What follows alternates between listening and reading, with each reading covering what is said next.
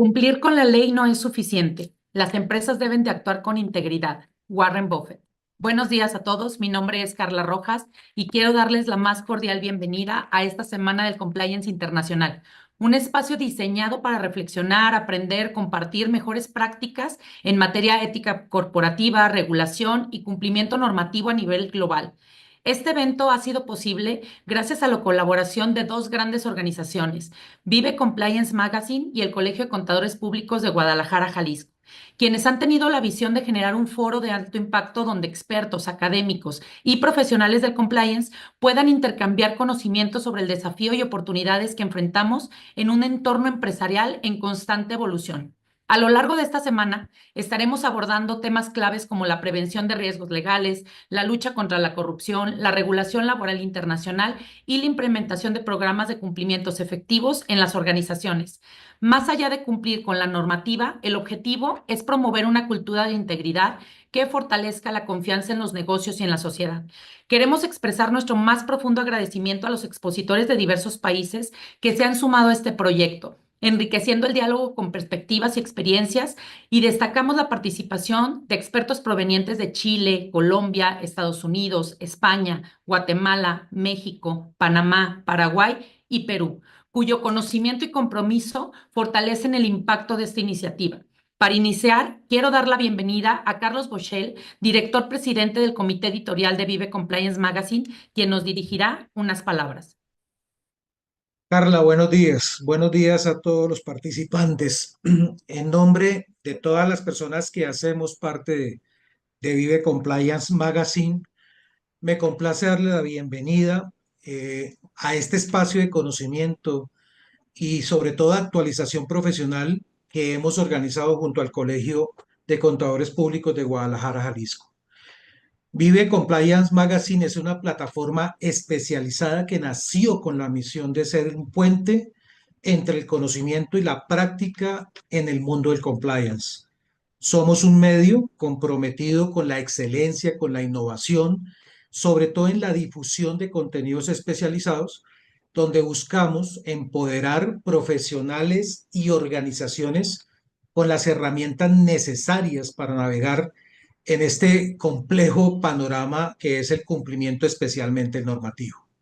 Durante esta semana abordaremos temas cruciales que van desde el compliance tributario internacional hasta el impacto transformador del liderazgo inclusivo, donde pasaremos nuevas fronteras que nos presenta la inteligencia artificial, los temas de los criptoactivos, las prevenciones en lavado de activos, financiación del terrorismo, financiación de la proliferación de armas de destrucción masiva.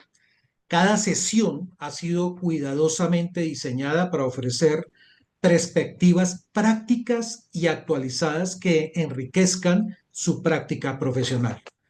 Agradecemos profundamente al Colegio de Contadores Públicos de Guadalajara por su confianza y colaboración en la realización de este evento, a nuestros distinguidos ponentes como compartir su experticia y especialmente a cada uno de ustedes por hacer parte de esta comunidad que busca una excelencia en el compliance.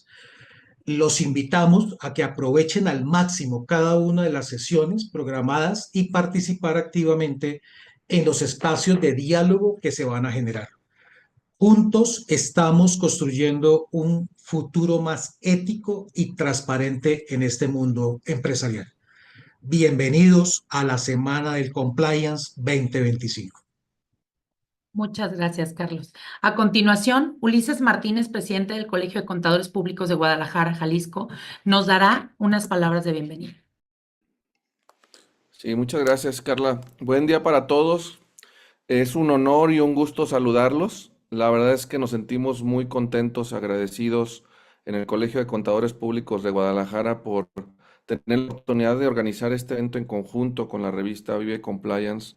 Es un evento de gran calado, de una semana, como Carlos en un momento lo comentaba, en donde vamos a abordar diversos temas que tienen que ver con el ámbito del compliance en distintas materias.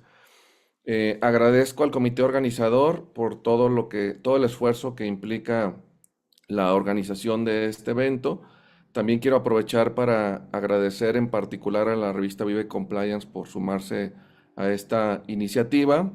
La verdad es que es un evento que creemos que es el inicio de muchos que van a ser a futuro, que tienen que ver con esta nueva visión de las cosas en el ámbito de los negocios, ¿no?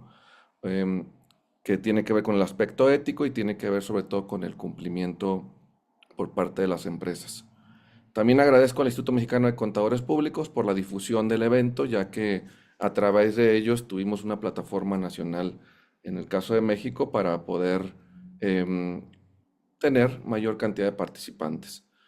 Quisiera por último nada más agradecer en especial a cada uno de ustedes que se dieron el tiempo de participar, de sumarse a esta iniciativa y de estar activos. Los invito a que escuchen cada uno de los paneles. La verdad es que los ponentes que se van a estar presentando en cada uno de los días son personas de primera calidad a nivel internacional que tienen todo el conocimiento del ámbito en el que van a estar desarrollando su panel. Así que seguramente van a encontrar ideas innovadoras, ideas importantes para el ámbito de los negocios, sobre todo en lo que tiene que ver con el contexto actual de los negocios y el paradigma que estamos viviendo, en el que sin duda el ser preventivos, el gestionar riesgos y el generar una cultura empresarial de mayor vinculación e inclusión, pues serán aspectos importantes que se van a estar comentando. Entonces, pues no me resta más que, Carla, también muchas gracias, porque Carla debo decir que fue quien tuvo la iniciativa inicial, así que muchas gracias, Carla, por haber iniciado con este vínculo. Y bueno, muchas gracias a todos de nueva cuenta por estar en este momento y los invito a que disfruten el conocimiento que se va a compartir a lo largo de esta semana. Muchas gracias. Muchas gracias, Ulises. Y este evento no sería posible sin la valiosa colaboración, como dijimos, de Vive Compliance Magazine y el Colegio de Contadores Públicos de Guadalajara, dos instituciones comprometidas con la promoción del cumplimiento normativo y la ética empresarial. Para que puedan conocer un poco más sobre la labor y contribución que estas organizaciones hacen respecto a este ámbito, les presentamos unos videos que destacan su misión y el impacto en su trabajo.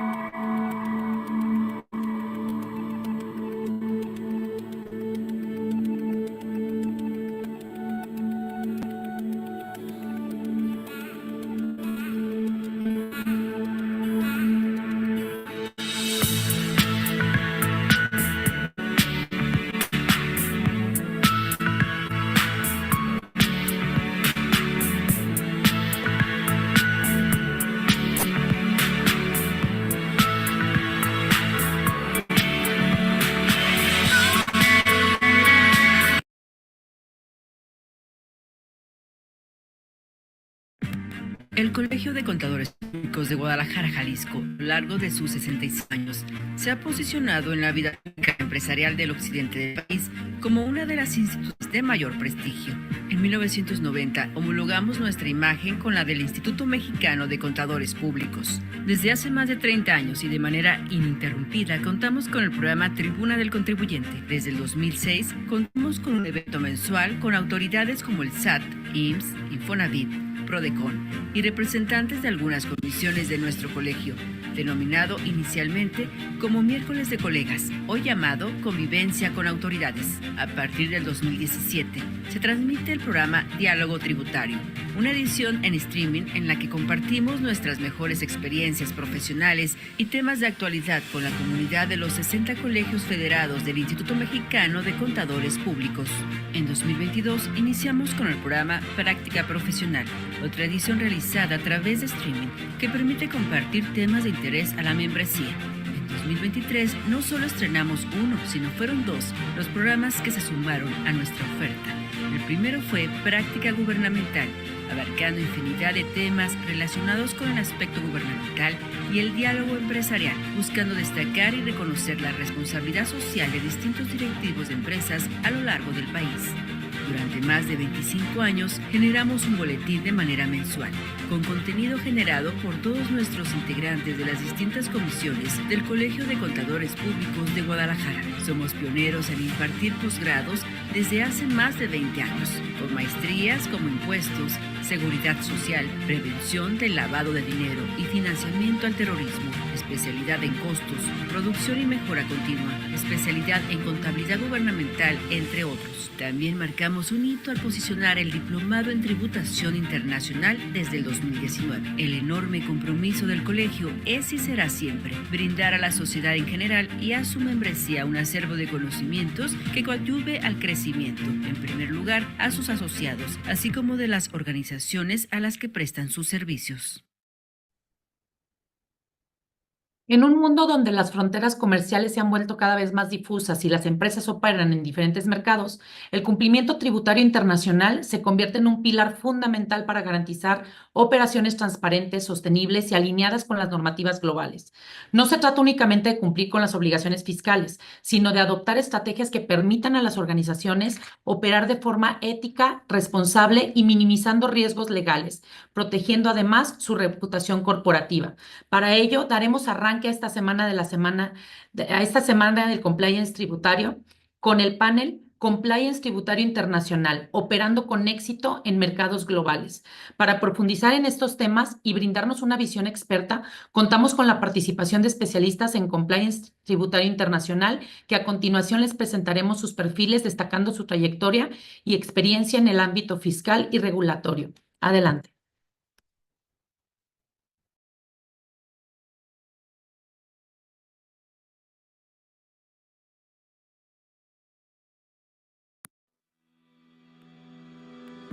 Contadora Pública Certificada, Andrea Vanessa Barrera González.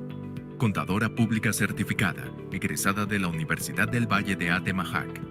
Especialidad en Fiscal en la Universidad Panamericana.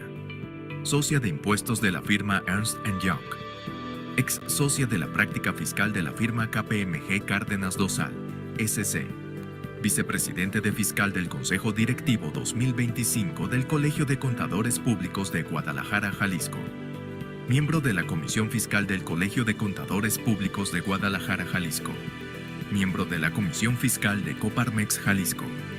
Expresidente del Comité Fiscal del American Chamber of Commerce, División Guadalajara. Coordinador del Comité de Asuntos Fiscales de la International Fiscal Association, Capítulo Guadalajara. Ha participado como catedrático en la Universidad del Valle de Atemajac y en el TEC de Monterrey. Ha participado como catedrático de la Maestría en Impuestos del Colegio de Contadores Públicos de Guadalajara, Jalisco. Ha participado como expositor en el Colegio de Contadores Públicos de Colima y Zamora. Expresidente de la Comisión de Eventos Especiales y de la especialidad en materia tributaria del Colegio de Contadores Públicos de Guadalajara, Jalisco. Con ustedes la Contadora Pública Certificada, Andrea Vanessa Barrera González. Doctora Soraya Rodríguez Lozada. Doctora en Derecho Tributario y Financiero por la Universidad de Santiago de Compostela, España. Profesora titular de Derecho Financiero y Tributario en la Universidad de Vigo, España. Especialista en la fiscalidad de bienes intangibles, economía digital, interpretación de convenios para evitar la doble imposición, fiscalidad de artistas y deportistas, financiación autonómica y local, impuestos medioambientales, economía circular, entre otras áreas.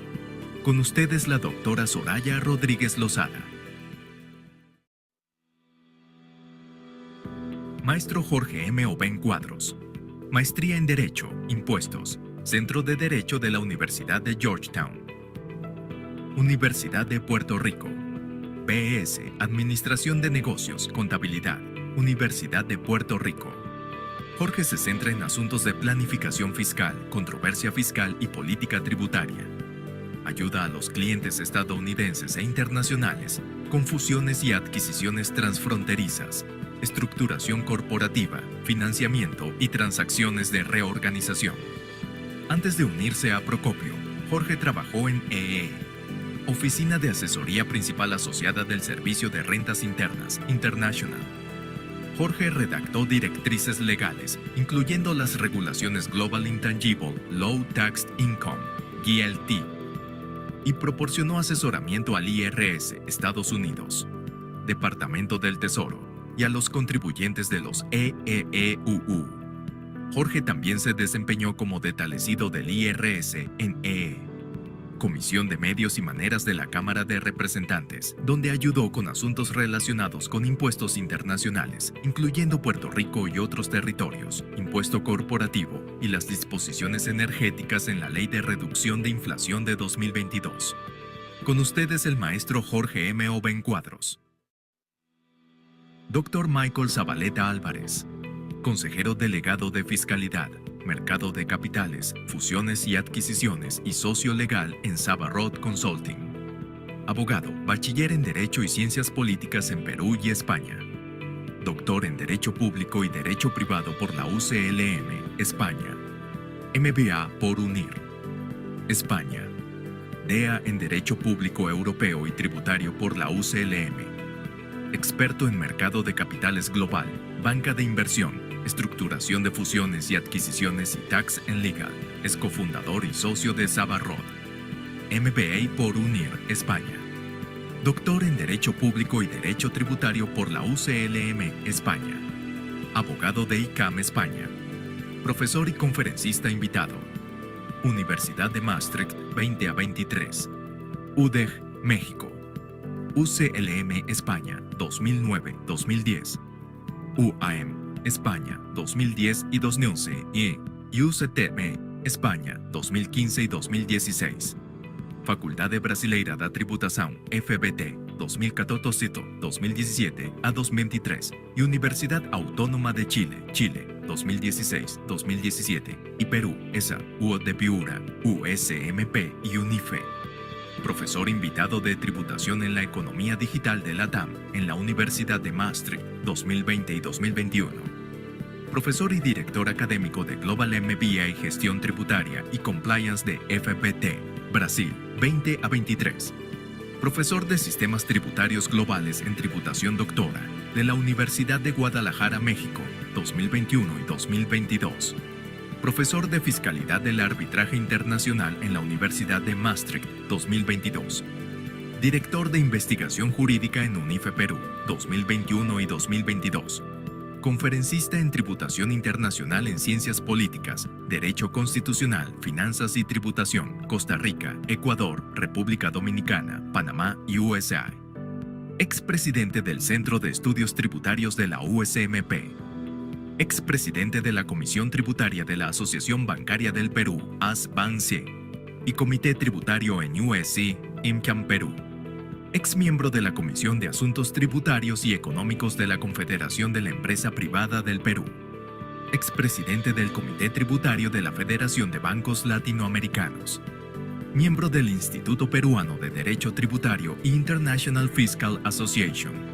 Coordinador académico del MBA Gestión y Cumplimiento Tributario Global en FBT Brasil. Exdirector de Impuestos LATAM de Euro American Financial Groups durante 15 años.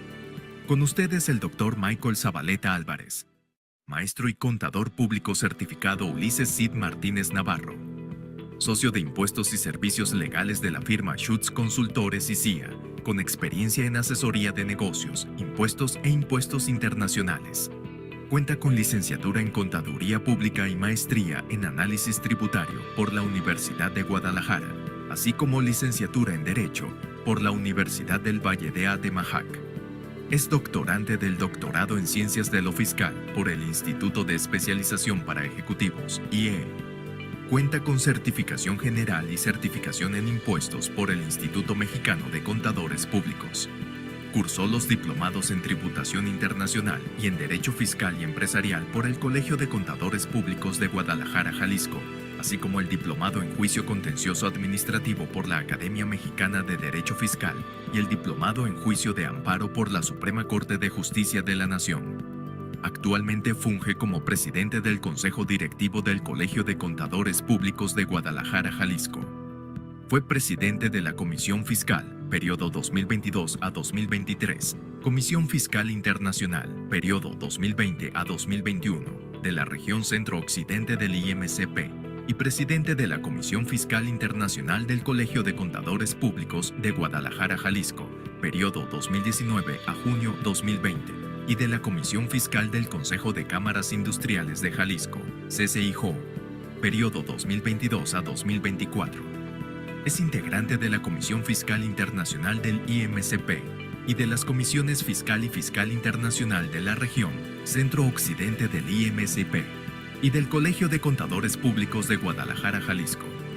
Socio activo de la Academia de Estudios Fiscales, AEF, la International Fiscal Association, IFA, y la Asociación Nacional de Especialistas Fiscales, INEFICE. Es coordinador del Diplomado en Tributación Internacional del Colegio de Contadores Públicos de Guadalajara, Jalisco. Docente en maestrías en diversas materias de impuestos e impuestos internacionales en la Universidad de Guadalajara, Colegio de Contadores Públicos de Guadalajara, Jalisco, e Instituto de Especialización para Ejecutivos. Coautor de los libros Ley del Impuesto sobre la Renta, Comentada y Correlacionada, editado por Thomson Reuters, y Acuerdos Conclusivos, Estatus y Alcance Actual, editado por Temis, así como autor de diversas publicaciones en revistas técnicas especializadas a nivel nacional y local. Con ustedes el maestro y contador público certificado, Ulises Cid Martínez Navarro. Bueno, pues buenos días de nueva cuenta a todos, qué gusto de saludarlos. Bienvenidos sean todos de nueva cuenta. Y bueno, en este caso me va a tocar a mí coordinar el panel que tiene que ver con el aspecto tributario. El tema que vamos a abordar el día de hoy, ya se encuentran nuestros 4 panelistas, se llama Compliance Tributario de la Gestión de Riesgos a la Ventaja Competitiva Reputacional. Y sin duda alguna, en el ámbito tributario, lo que tiene que ver con el compliance, la gestión de riesgos, sobre todo con la forma en la que estamos viendo tan dinámica en la que se están moviendo los negocios a nivel nacional e internacional, pues sin duda alguna este es uno de los aspectos que debemos estar cuidando. Prácticamente la mayoría de los países tenemos el principio de la autodeterminación. Eso implica que el contribuyente se autodetermina y de ahí a que pase quizás la posibilidad de ser revisado por una autoridad fiscal, pues implican una serie de circunstancias desde herramientas tecnológicas hasta el ámbito, por ejemplo, de la interpretación de normas fiscales, en donde si no tenemos visualizado la posibilidad de que pueda haber diferencias, distinciones entre lo que se determinó el propio contribuyente con lo que estaría viendo la autoridad fiscal en dado momento, pues podríamos sufrir consecuencias importantes para los negocios, ¿no? Entonces, es ahí que es muy relevante el tema. Y bueno, para no quitarle más tiempo al panel, que la verdad es que tenemos 4 especialistas que nos van a abordar cada uno de los aspectos que vamos a ver, vamos a dividir en 4 temas que vamos a estar abordando, sobre todo desde la perspectiva del país en el que ejercen actualmente. Y no podemos empezar este panel si no platicamos del ámbito actual de la recolocación de cadenas de valor y qué está pasando con la fiscalidad y con los aranceles, ¿no? Vemos un mundo que se está moviendo enormemente con la forma en la que Donald Trump está desarrollando, digamos, la política, la forma en la que lo hace. Tenemos nosotros en México cercanía con Donald Trump, pero no solo eso. Hoy veía una nota en la que Europa, por ejemplo, reaccionaba ante la forma en la que Trump está reaccionando, digamos, con Rusia, ¿no? Entonces, vemos muchos aspectos que se están moviendo y eso nos lleva pues a hacer una primera reflexión sobre qué está pasando con la fiscalidad y aranceles en la recolocación de cadenas de valor. Me gustaría que empecemos por Jorge, porque creo que tu perspectiva, Jorge, que desde Estados Unidos puede ser muy interesante. ¿Qué ves tú? ¿Qué está pasando en Estados Unidos? ¿Y cómo verías este ámbito de la fiscalidad y aranceles en el ámbito actual? Y muy buenos días, Ulises, y muchísimas gracias al Colegio de CPAs y a Viva Compliance y a mis compañeros en el día de hoy o la tarde de hoy para Soraya y los que están un poquito más lejos.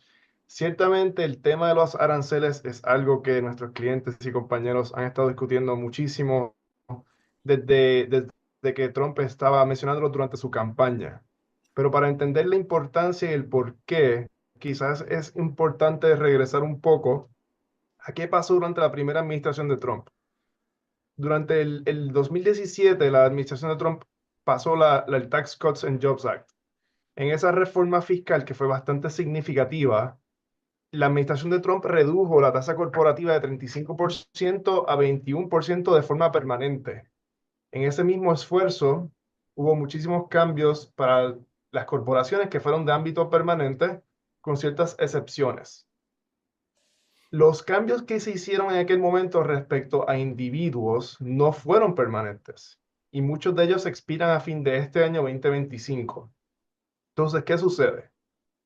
La administración de Trump ha dicho, y eso es cuestionable, que su reforma impactó positivamente la economía y que creó muchísimo trabajo y que el beneficio en Estados Unidos fue grandísimo.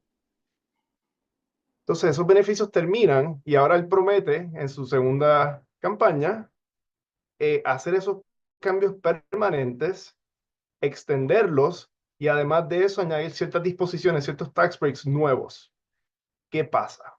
Durante la primera reforma fiscal del 2017, la forma en que esos cambios se pasaron fueron financiados con lo que es el 965, el Transition Tax. Eso fue una regla que por una ocasión, en un solo instante, Estados Unidos impuso un impuesto sobre estos ingresos devengados por compañías foráneas, pero que el dueño es americano y habían estado fuera del sistema americano desde 1986. Se le impone un tax de una sola vez que se usa para pagar el costo de esa reforma fiscal, pero esos ingresos no existen hoy día. Entonces, extender lo que es esta reforma fiscal tiene un costo altísimo de cerca de 4.5 mil millones de dólares. Y en Estados Unidos, para que tú pases una reforma fiscal de esta magnitud, el procedimiento general requeriría que en el Senado tú tengas sobre 60 votos. No obstante, a pesar de que los republicanos tienen la mayoría del Congreso, tienen la Casa Blanca, tienen 5 de los 9 jueces en la Corte Suprema de Estados Unidos fueron puestos ahí por presidentes republicanos. La mayoría en la Cámara Baja es muy pequeña, es de solo 3 congresistas. Entonces tienes que recurrir a un mecanismo que se llama el proceso de reconciliación. Es un mecanismo que te permite pasar legislación de temas fiscales, económicos, que puede permitir subir los impuestos, reducir los gastos, tiene que tener un efecto económico y lo puedes hacer con solo 50 votos. No obstante, tiene que tener no puede impactar el fisco a partir de los 10 años.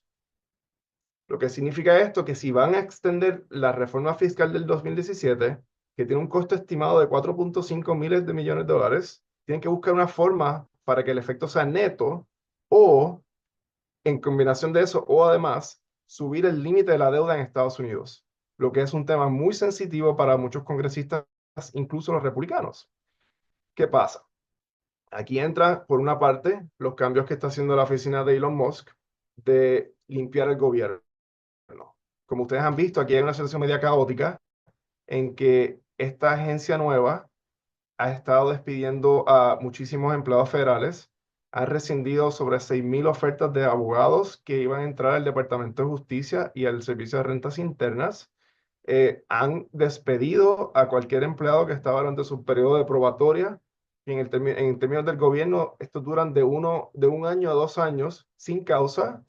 Y más recientemente, no sé si lo han visto sobre este fin de semana, la misma oficina le envió una nota a muchísimos empleados, creo que fueron cerca de 2 millones de empleados, pidiéndole que enviaran 5 bullets, diciendo que hicieron la semana pasada, y que si no responden se va a tomar como una renuncia. Eso no es, todavía estamos digiriendo la noticia, la fecha para responder es hoy. Los gerentes de estos empleados le han dicho en muchas ocasiones no respondan, en otros sí. Entonces, por un lado tienes los costos para pasar reforma fiscal y por otro lado tienes la política y el mensaje público de Trump, que los países no americanos son los que van a pagar por la reforma. Ahí entran los aranceles. ¿Tendrás razón o no? Ya veremos. La realidad es que lo que propone el presidente Trump es básicamente imponerle aranceles a nuestros aliados como Canadá y como México, que aquí tenemos muchos colegas de México con los que tenemos una relación de muchísimo tiempo, muchísimos años, a China, consistente con el mensaje americano en contra de China, del anti-dumping y de otras prácticas que en Estados Unidos se consideran ofensivas, pero no tan solo eso, sino el acero, el aluminio y otros materiales, y posiblemente a mayor escala que cualquier cosa que se ha hecho en este siglo. Como muchos de ustedes sabrán, desde 1913 en Estados Unidos la fuente principal de ingreso ha sido los ingresos sobre el income tax. Hoy día los aranceles no consisten en más del 2% del financiamiento del gobierno. Así que esto es un approach que no se usaba desde los 1800, cuestionable qué efecto va a tener y qué impacto va a tener eso sobre las cadenas de valor. Pues cualquier economista te diría, si le subes el costo de las importaciones, principalmente ese costo se va a bajar a los productos. Entonces, si la administración de Trump pretende decir, oye, vamos a financiar estos 4.5 trillones a base de estos aranceles que vamos a imponer, eso no es realista. Eso no asume el comportamiento de las compañías o de los consumidores que o dejan de consumir tantos productos o recolocan sus cadenas de valor o modifican su industria de cierta manera que puedan evitar esos gastos. Entonces, por una parte, tienes una reforma fiscal posible en Estados Unidos que quizás no esté financiada y tienes la guerra que entraríamos esto de los retaliatory taxes. Ya algunas jurisdicciones han dicho, oye, si tú me impones un arancel, yo te voy a hacer lo mismo. Entonces, ¿a dónde vamos? Me parece curioso y lo voy a dejar ahí porque puedo seguir hablando de esto por muchísimo más tiempo. Sí, correcto. Hay mucho que decir, Jorge. Muchas gracias. Suena un escenario muy complejo, inclusive internamente. O sea, lo estamos viviendo nosotros los países que coincidimos recurrentemente con Estados Unidos, pero todo el mundo inclusive está a la expectativa. Y en ese sentido, quisiera darle la palabra a la doctora Soraya. Soraya, ¿qué nos cuentas? ¿Cómo la está viviendo en particular España, pero sobre todo la Comunidad Europea, ¿no? ¿Qué están haciendo con este tema de la recolocación de cadenas de valor?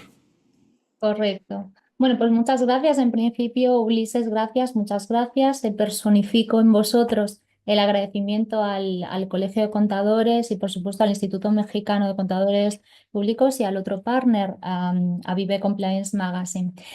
Por la parte de España, me vais a permitir que me refiera a dos cuestiones. Es decir, por supuesto, me voy a referir a la respuesta, en este caso de la Unión Europea, a la noticia lanzada desde Estados Unidos, pero sí que no dejara de hacer alusión a algunas cuestiones que me parecen importantes en relación con inversión de empresas de otro tipo de estados en países de la Unión Europea. Bien, entonces voy a intentar hacer una composición que pueda resultar útil para los participantes. Bueno, yo creo que la primera cuestión que hay que tener en cuenta es la siguiente, que es que la competencia aduanera es una competencia exclusiva de la Unión Europea. ¿Qué quiere decir esto? Que en todo lo relativo a los tributos aduaneros, es decir, derechos de entrada, derechos de salida, los Estados miembros se van a limitar a aplicar la normativa de la Unión Europea. Básicamente vamos a estar hablando de la aplicación del Código Aduanero de la Unión y de los diferentes acuerdos que se hayan podido firmar con países extracomunitarios. Y luego hay una de estas cuestiones que me parece muy interesante tocar aquí, que es que en cuanto a cuestiones de gestión aduanera hay una figura, una persona muy importante que es el operador económico autorizado, y es muy interesante porque el estatuto de operador económico autorizado, el OEA, no es obligatorio, pero si un operador económico lo obtiene, este estatuto va a concederle ventajas económicas respecto de quienes no lo tienen. Es decir, una vez concedido además el estatuto de OEA, pues va a ser reconocido como un OEA en cualquier otro Estado miembro de la Unión Europea. Entonces, para obtener este estatuto de OEA hay que cumplir con algunos requisitos. ¿Cuáles? Pues, principalmente no haber cometido infracciones graves de la normativa aduanera o fiscal, tener un sistema adecuado de gestión de registros comerciales, ser solvente desde el punto de vista financiero, también acreditar conocimientos en el ámbito aduanero. ¿Y qué es la parte buena? Pues las ventajas se traducen básicamente en el acceso a procedimientos simplificados para realizar todas estas operaciones, importaciones, exportaciones, muchos menos controles físicos y además muchos menos controles documentales. Por otro lado, también quisiera poner de manifiesto una cuestión muy actual, y es que recientemente, yo creo que hace unos días, la Unión Europea y México han concluido las negociaciones para reformar el acuerdo global que tienen Unión Europea y México. Fue además una negociación pues un poco larga porque duró casi una década, pero que finalmente parece que ya ha concluido y que además va a permitir la circulación de determinados productos libres de aranceles. Y además hay que tener en cuenta que México es el segundo mayor socio de la Unión Europea en América Latina después de Brasil. Pero este acuerdo global además pues va a proteger inversiones, va a facilitar la resolución de controversias, va a reforzar también los compromisos de ambas partes con el medio ambiente. ¿Y ahora qué es lo que queda? Pues que queda que se ratifique el acuerdo en el Congreso de México y que luego se haga lo mismo en el Consejo de la Unión Europea y en el Parlamento de la Unión. Y recientemente pues también se han renovado acuerdos de la Unión Europea con Mercosur o también Chile. Parece entonces pues, que esta apuesta de la Unión Europea por reforzar esos lazos con América Latina está marcada precisamente por esa estrategia que sin duda tiene mucho que ver con la respuesta a la amenaza de estos aranceles por parte de Estados Unidos a la Unión Europea y bueno, y en general ya lo estamos viendo al resto del mundo. ¿Qué está haciendo la Comisión Europea, la Unión Europea ante esta postura de Estados Unidos? Pues básicamente la Comisión Europea ya anunció lo siguiente. Primero ha dicho que va a intentar reconducir esas negociaciones para poder evitar entrar en una guerra comercial de aranceles y de contraaranceles entre las dos partes. ¿Qué más puede hacer? También lo ha apuntado y lo ha dejado caer la Comisión Europea por si acaso para intentar paralizar la situación.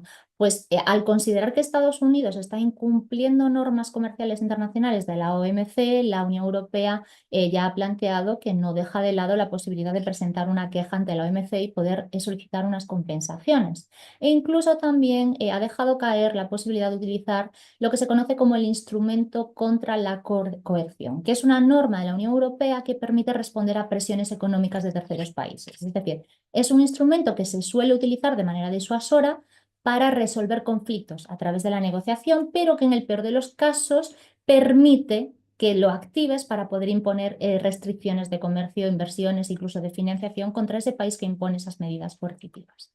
Y luego ya, como esta primera parte también hacía alusión a cuestiones fiscales, pues en la parte puramente fiscal, por dejar apuntada cualquier tipo de cuestión que pueda resultar interesante, pues en cualquier operación transnacional entre España y, por ejemplo, pues México, habrá que estar dispuesto, por supuesto, en el convenio de doble imposición aplicable y luego adicionalmente, pues en el sistema tributario español pues se cuentan con diversos incentivos fiscales, por ejemplo, un régimen especial aplicable a trabajadores desplazados en territorio español, que permite que rendimientos del trabajo de los trabajadores tributen a unos tipos impositivos muy atractivos, sobre todo para rentas muy altas, y luego para empresas hay incentivos interesantes, por ejemplo, para entidades de nueva creación, entidades holding, incluso hay un régimen fiscal especial para las entidades de tenencia de valores extranjeros que combina una exención total sobre los dividendos y las ganancias de capital de acciones y participaciones con una exención también a los dividendos que reparte a los socios no residentes. Y yo creo que podría dejarlo aquí para dejarle también tiempo al resto de mis compañeros y compañeras del panel. Gracias.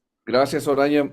Pues la verdad es que en el ámbito comercial, después de escucharte y arancelario, se están poniendo las cosas del ámbar acercándonos al rojo vivo. Así que se está poniendo bueno la situación, pero creo yo que justamente por eso, pues vale voltear a ver otros acuerdos comerciales si es que esto permite tener una influencia comercial un poquito más flexible, y creo que la visión que tendría de América Latina y en particular de América del Sur, Michael, creo que tú nos puedes hablar muy bien de ese tema.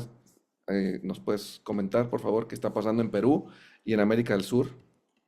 Muchas gracias, Eunice. Gracias a los organizadores del Contadores Públicos de Guadalajara, Jalisco, así como al IMCP y a la revista Vida Compliance. Saludo a todos en México y América Latina que nos están escuchando.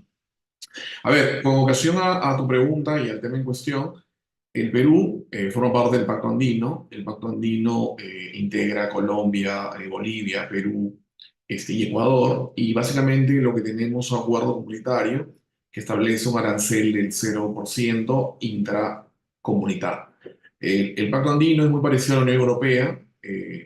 Tiene decisiones comunitarias para el IVA, para homologar el IVA, para los aranceles.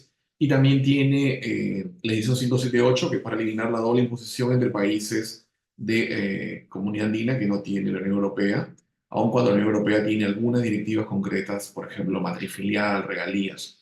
Entonces, uno de los principios que saltan a la luz con ocasión de la política Trump es el de la reciprocidad. Ya los distintos países y ministerios y los agregados a la Comunidad Andina, de hecho el Tribunal de Justicia de la Comunidad Andina tiene su sede parcialmente también en Lima, Perú, ha sostenido que si hubiese aranceles que implicasen a los países de América del Sur, Pacto Andino concretamente, habría una reciprocidad que obviamente atañe y afecta a todos. Ya hoy en día, por no hablar del futuro, todas las empresas exportadoras están tratando de cerrar sus órdenes de compra. Estamos todos los días ayudando, nuestra carga laboral como consultores se ha multiplicado, ayudando a cerrar contratos para poder cerrar antes de la entrada en vigencia de estas normas, que además tiene varios tramos, ¿no? Y segundo, muchos a nivel importadores también se están haciendo compras predeterminadas, haciendo prepagos, previendo precisamente lo que va a acontecer con las medidas de Trump. Notemos ustedes que Trump, en realidad, en su America First Trade Policy, que firma y que entra en vigencia el 1 de abril de 2025, tiene 4 secciones, ¿no? La de prácticas comerciales leales, que muy bien ha explicado el profesor Oben Cuadros, las vinculadas, que esa básicamente está enfocada, empezó con la tasa de China, Canadá y México, pero que luego Estados Unidos ha dicho que le va a ir aplicando a otros países en la medida de que afecte su comercio. Ya lo mencionó para el caso de Corea, de Japón, la Unión Europea, y también para países como Argentina, entre otros de América del Sur, como Brasil, que también ha sido mencionado. La tasa de impacto del Mercosur también es relativamente alta. Ellos entendemos, y por lo que hemos leído y visto, y conversado con colegas de Brasil y de Uruguay y Argentina, ellos también prevén tomar medidas de reciprocidad, porque si bien estos son mercados comunitarios, y cada uno de estos países, la mayoría, tiene contratos de TLC con los Estados Unidos, y además con México, Canadá y otros países implicados. Entonces, esta guerra comercial de aranceles va a tener un aterrizaje de respuesta recíproca por cada uno. Y claro, esto que origina, conversaba con funcionarios del Banco Central de Reserva del Perú y de la Federación Global de Bancos Centrales, es que eso va a reflejar inmediatamente un incremento de los precios, lo cual refleja mayor inflación y eventualmente una devaluación del dólar si es que algunos países implicados intentan hacer nuevas alianzas y dejando de lado el dólar como moneda de cambio prevalente hoy por hoy, como de hecho lo ha anunciado el propio Brasil, que ya forma parte del BRIC, o eventualmente en algún matiz Sheinbaum, entiendo que lo ha mencionado. Hay una cuarta sección que me interesa resaltar, que acá en América Latina del Sur preocupa, concretamente en Perú. La sección 4 habla de impuestos y contratación. O sea, uno de los documentos que se firma en la Casa Blanca abarca las políticas tributarias extranjeras, los ingresos aduaneros y las implicancias en materia de adquisición, lo cual, cuando uno lee el documento, pareciera ser que o sea, Trump, los Estados Unidos no solo va a ver una especie de rule of reason, o sea, una regla de razón, criterio de ponderación, no solo va a aplicar objetivamente a determinadas importaciones que pudiesen afectar a su industria según su consideración, sino que también va a analizar qué tipo de transacciones aduaneras y de comercio internacional pudiesen generar o tener determinados beneficios, llámese subsidios, y él está planeando no combatirlos con medidas antidumping o medidas de restricciones pararancelarias, sino con aranceles, lo cual es algo sui generis en el comercio internacional porque el comercio internacional tiene en la tributación una respuesta, aparte de los aranceles, las medidas parancelarias, las medidas antidumping y eventualmente, como por ejemplo ocurre en otras jurisdicciones, en CAN y en la UE, si se detecta que un país tiene un subsidio indirecto o cruzado hacia determinado sector, se hacen medidas y se elimina el efecto en la Unión Europea como en la Unión Andina. Llámese, por ejemplo, el caso de Irlanda, que su holding era usada para share service de Apple y otras compañías y minimizar el impuesto a una tasa efectiva cercana al 1%. Igual en la comunidad andina, cuando esto acontece, los tribunales de Luxemburgo, como comunidad andina, han sostenido que esos subsidios tributarios no van y hay que hacer ajustes. Y la sección 4, cuando uno lo lee, de alguna manera hace reflejar, hace pensar de que el gobierno de Estados Unidos va a aplicar también una especie de este criterio de case by case, de cuando un país tiene subsidios para determinados productos. Entiendo que esto va a ser esencialmente aplicado a China, pero lo cierto es que en muchos países, como competimos, tenemos estas cláusulas de subsidios intrínsecas y que a veces los reguladores de mercado o de competencia no los capturan. Ahora va a estar implicado, así que parte del compliance reto que se está viendo acá es analizar qué operaciones tienen subsidios tributarios, si eventualmente por ejemplo, acá se acaba de crear el puerto Chancay, una obra multimillonaria de 10.000 millones de dólares con capitales peruanos que luego se vendió a China y se está cotizando a los dólares de Nueva York. Y ya Trump salió a decir hace una semana de que toda importación que venga por el puerto Chancay de Lima, Perú, que es considerado el puerto más grande del Pacífico Sur, va a tener un arancel porque básicamente va a venir mucho producto de China y esto tenía una puerta por el TLC Perú-Estados Unidos de cero. Entonces hay una especie de... Trump básicamente lo que está diciendo es cualquier medida de tariff, treaty, shopping, yo lo voy a parar. O mis reguladores, el IRS, estamos ante un Estados Unidos totalmente distinto, mucho más agresivo y eso abre una serie de políticas de compliance que hay que implementar preventivamente. Sí, Eso por el lado de América del Sur. correcto. Gracias, Michael. Muy interesante. La verdad es que es muy complejo. Y pues, ¿qué decimos de México? Vanessa, creo que aquí es donde la estamos viviendo todavía más complejo porque tenemos que equilibrar la relación con Estados Unidos, que es muy importante comercialmente, pero a su vez también tenemos varias bandas que tenemos que cuidar, como la Comunidad Europea, por ejemplo, Sudamérica y China, que también está entrando con inversión importante, ¿no? Entonces, es un escenario complejo para nosotros y debemos jugar por todas las bandas para hacerlo de la mejor manera. ¿Qué nos cuentas tú, Vanessa, de México? Muchas gracias, Ulises. Gracias al Colegio de Contadores Públicos de Guadalajara, Jalisco y a la revista Vive Compliance por la invitación. Y efectivamente, como comentas, digo, este es un tema que ha tomado gran relevancia, sobre todo aquí en México, por el entorno global, por los cambios económicos que se están viviendo, políticos y sociales, ya que, digo, hemos visto que la mayoría de las empresas lo que han estado buscando es hacer esa recolocación de sus cadenas de valor. Pero, pues, ¿qué buscan con ello? Pues buscan optimizar sus costos operativos, su carga fiscal. Sin embargo, un factor que es determinante es el tema de los aranceles, ya que juega un papel crucial en el tema de los costos operativos de las empresas.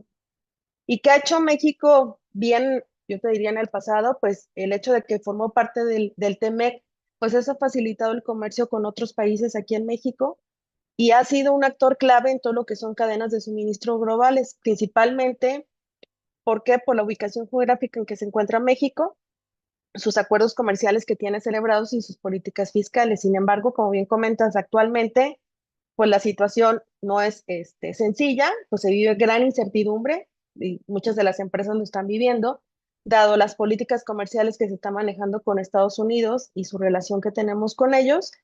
Y eso pues que ha generado que las empresas empiecen a trabajar en un cambio en su modelo de operar, buscando recolocar todos sus insumos, es decir, buscando proveedores pues más cercanos o de distintos países, que eso nos puede llevar a tener mayor interacción con países a lo mejor de Europa, de Sudamérica y demás, y no solamente con Estados Unidos.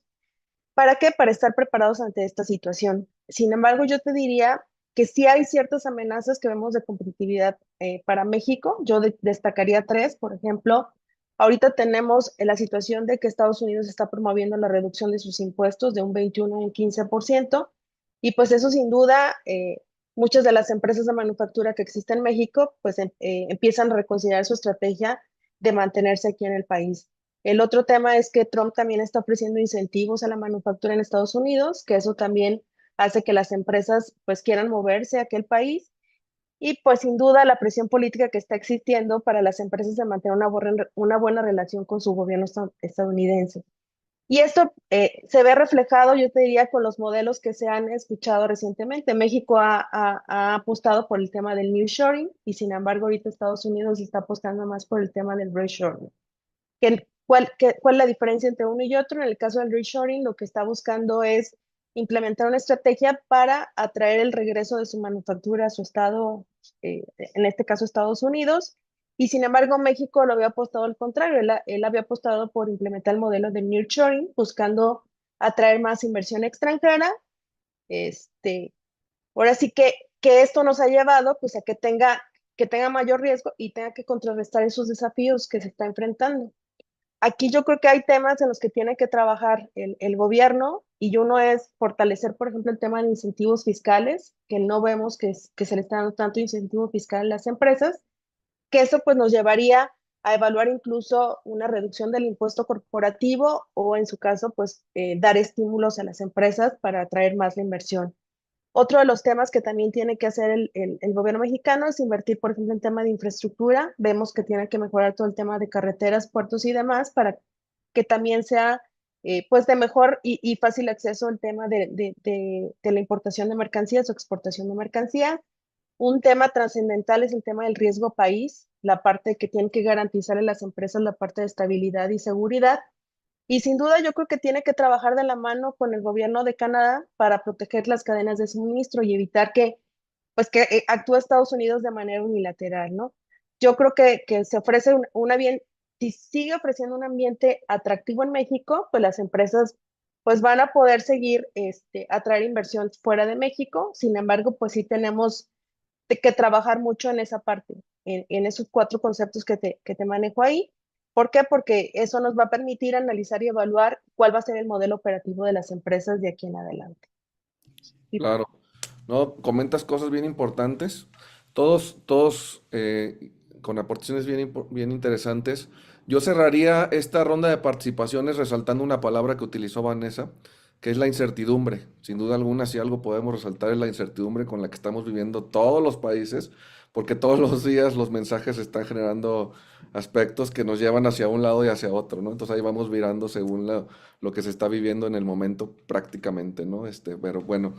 Cerrando este punto, la segunda ronda de participación tiene que ver con la implementación de sistemas de gestión de riesgos tributarios, un tema muy relacionado con el ámbito del compliance, la gestión de los riesgos, y quisiera que lo abordemos muy rápidamente cada uno de ustedes desde la perspectiva del contribuyente, o sea, ¿qué debe hacer el contribuyente para en su país o en el ámbito que se desarrollan, gestionar los riesgos? Pero yo creo que también se puede ver desde la perspectiva de la autoridad.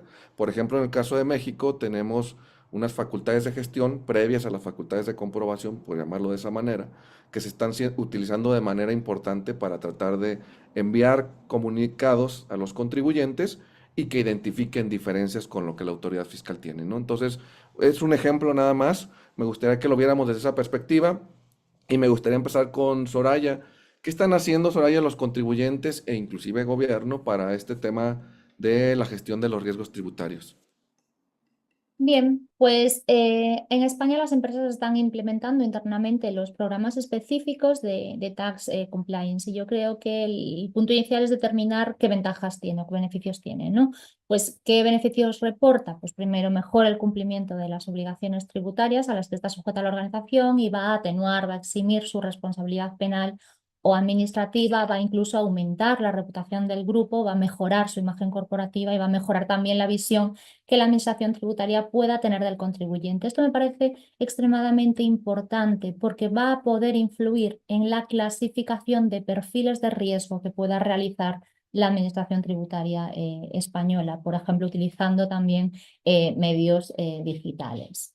Bien, pues para implantar un adecuado sistema de compliance se debe partir de un previo análisis general de nuestra organización. Entonces, en este análisis vamos a tener que identificar los factores externos e internos relevantes, nuestro tamaño, la estructura, las organizaciones vinculadas, las relaciones más importantes que pueda haber con terceras personas.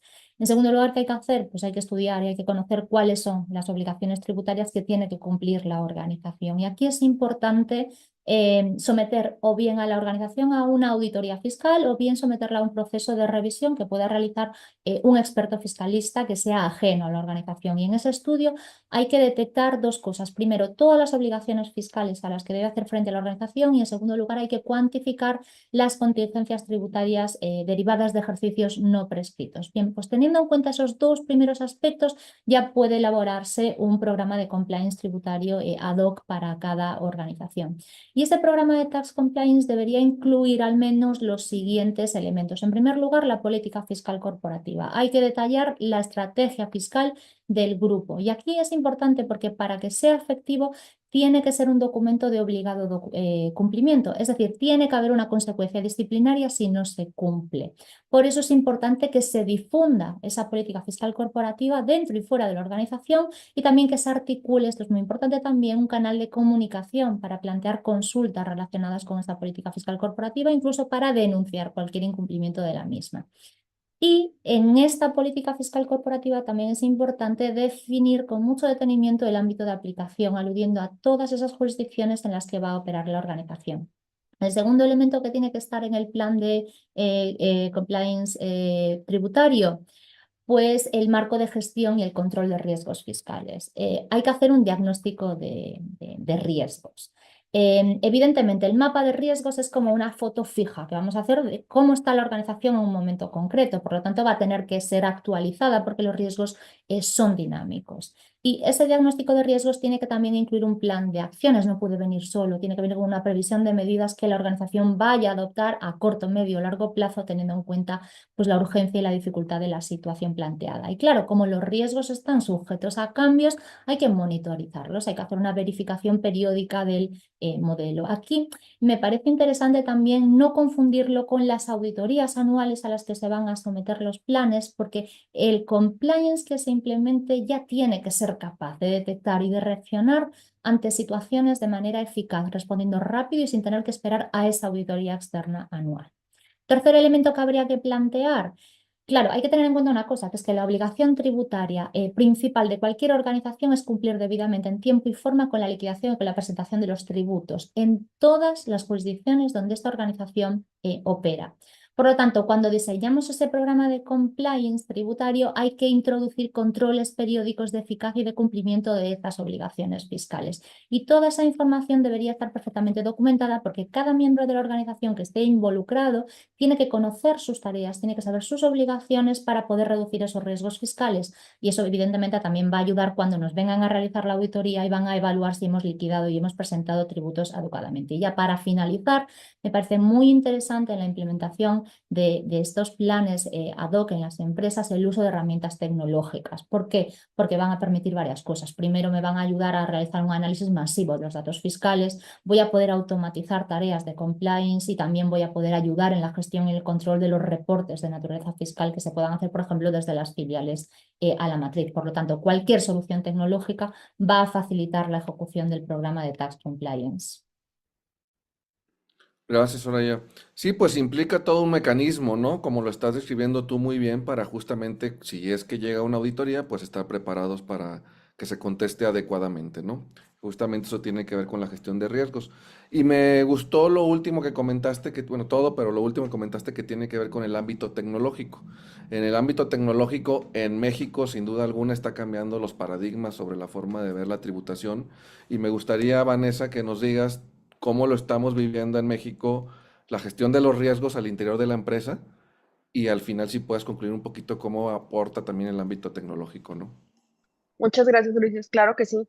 Digo, primero, como punto de partida, digo, es importante comentarles que la autoridad mexicana ha invertido una cantidad importante de dinero en el tema de tecnología y esto nos ha llevado a, como bien lo has comentado, oye, ya no hacen tanto las auditorías, nos están haciendo una fiscalización previa, mandándonos el tema de cartas de invitación, donde lo que le piden al contribuyente es, oye, pues empieza a checar, ves, yo estoy detectando estas diferencias, por ejemplo, entre la parte de tu facturación electrónica o lo que reflejamos incluso en contabilidad electrónica que se le está presentando a la autoridad, y en función de ello, pues nos está determinando diferencias si es que no hacemos esas aclaraciones. Entonces, yo te diría que para México el tema de gestión tributaria se ha vuelto trascendental para las empresas y ahí yo lo dividiría en dos. La primera es, tenemos que ver cómo está la situación de la empresa actual, ver, oye, si tiene algún esquema de reporteo interno que ya exista, si hacen un cotejo periódico, por ejemplo, de sus datos e información que tienen, si han estandarizado,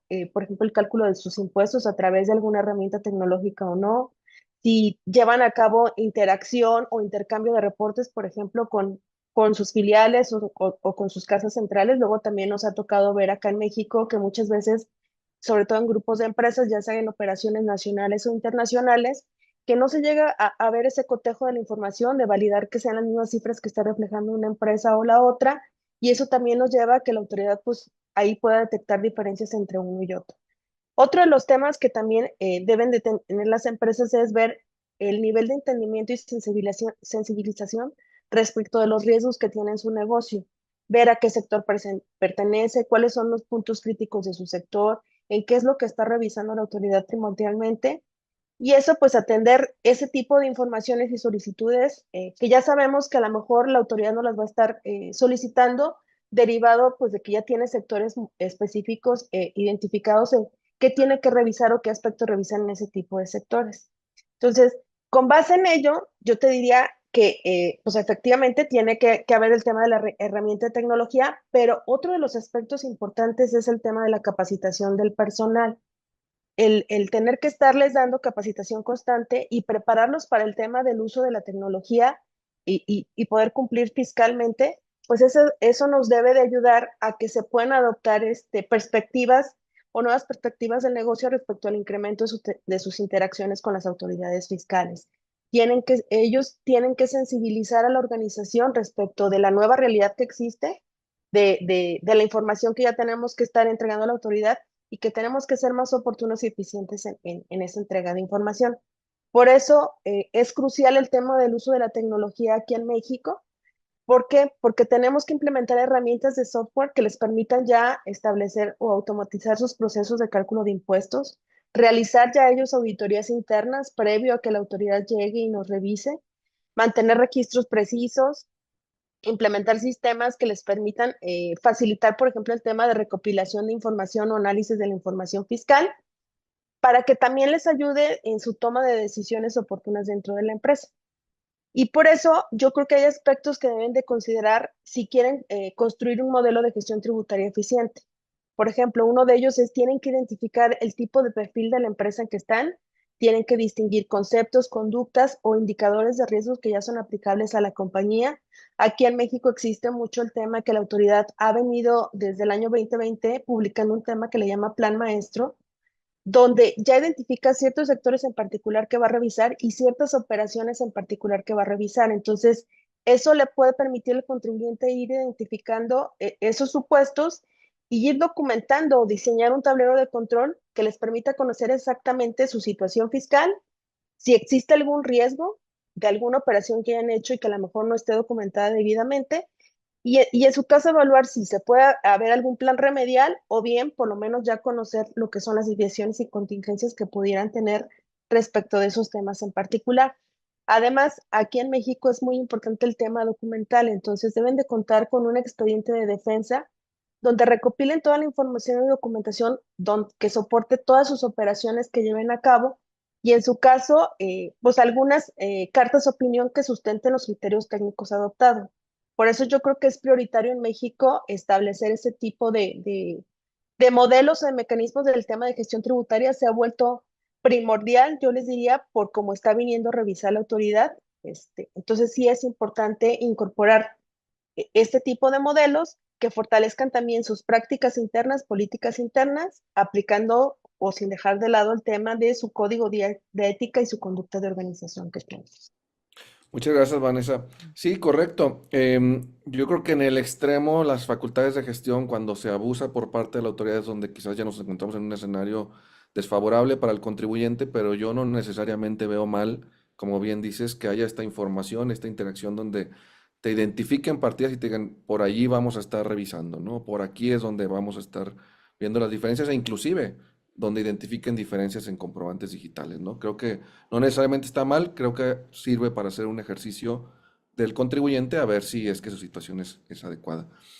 Con esto me gustaría, Michael, que nos platiques qué tanto ha virado la actitud preventiva en la gestión de riesgos en el caso de Perú, los contribuyentes. ¿Cómo lo están viendo por allá?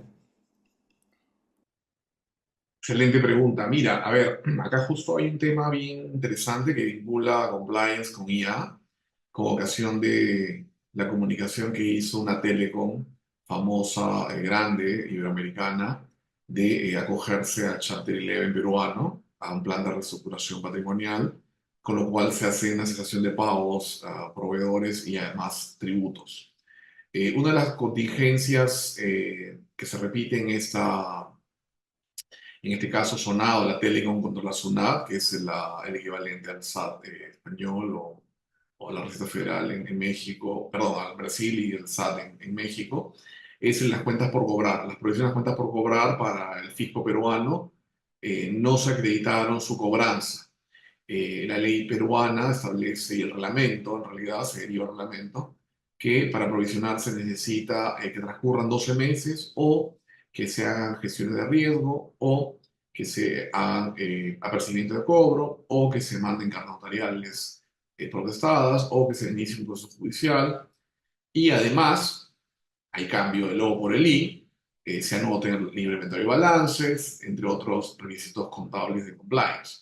Y bueno, lo que hacen las telecom del Perú y del mundo es hacer cobranzas en las boletas de pago, sobre todo en B2C, y llamadas telefónicas y el recibo siguiente del mes te dice que tienes una cuota vencida o dos y que a partir de la segunda o tercera, dependiendo de la política, se procederá al corte de servicio. Bueno, por alguna razón extraña, el fisco peruano no convalidó este criterio y exigía las notas notariales, las cartas notariales o los apercibimientos con juicios. Para los negocios B2B sí existen, porque son montos mayores, pero para B2C, como repito, son montos menores, son mínimos.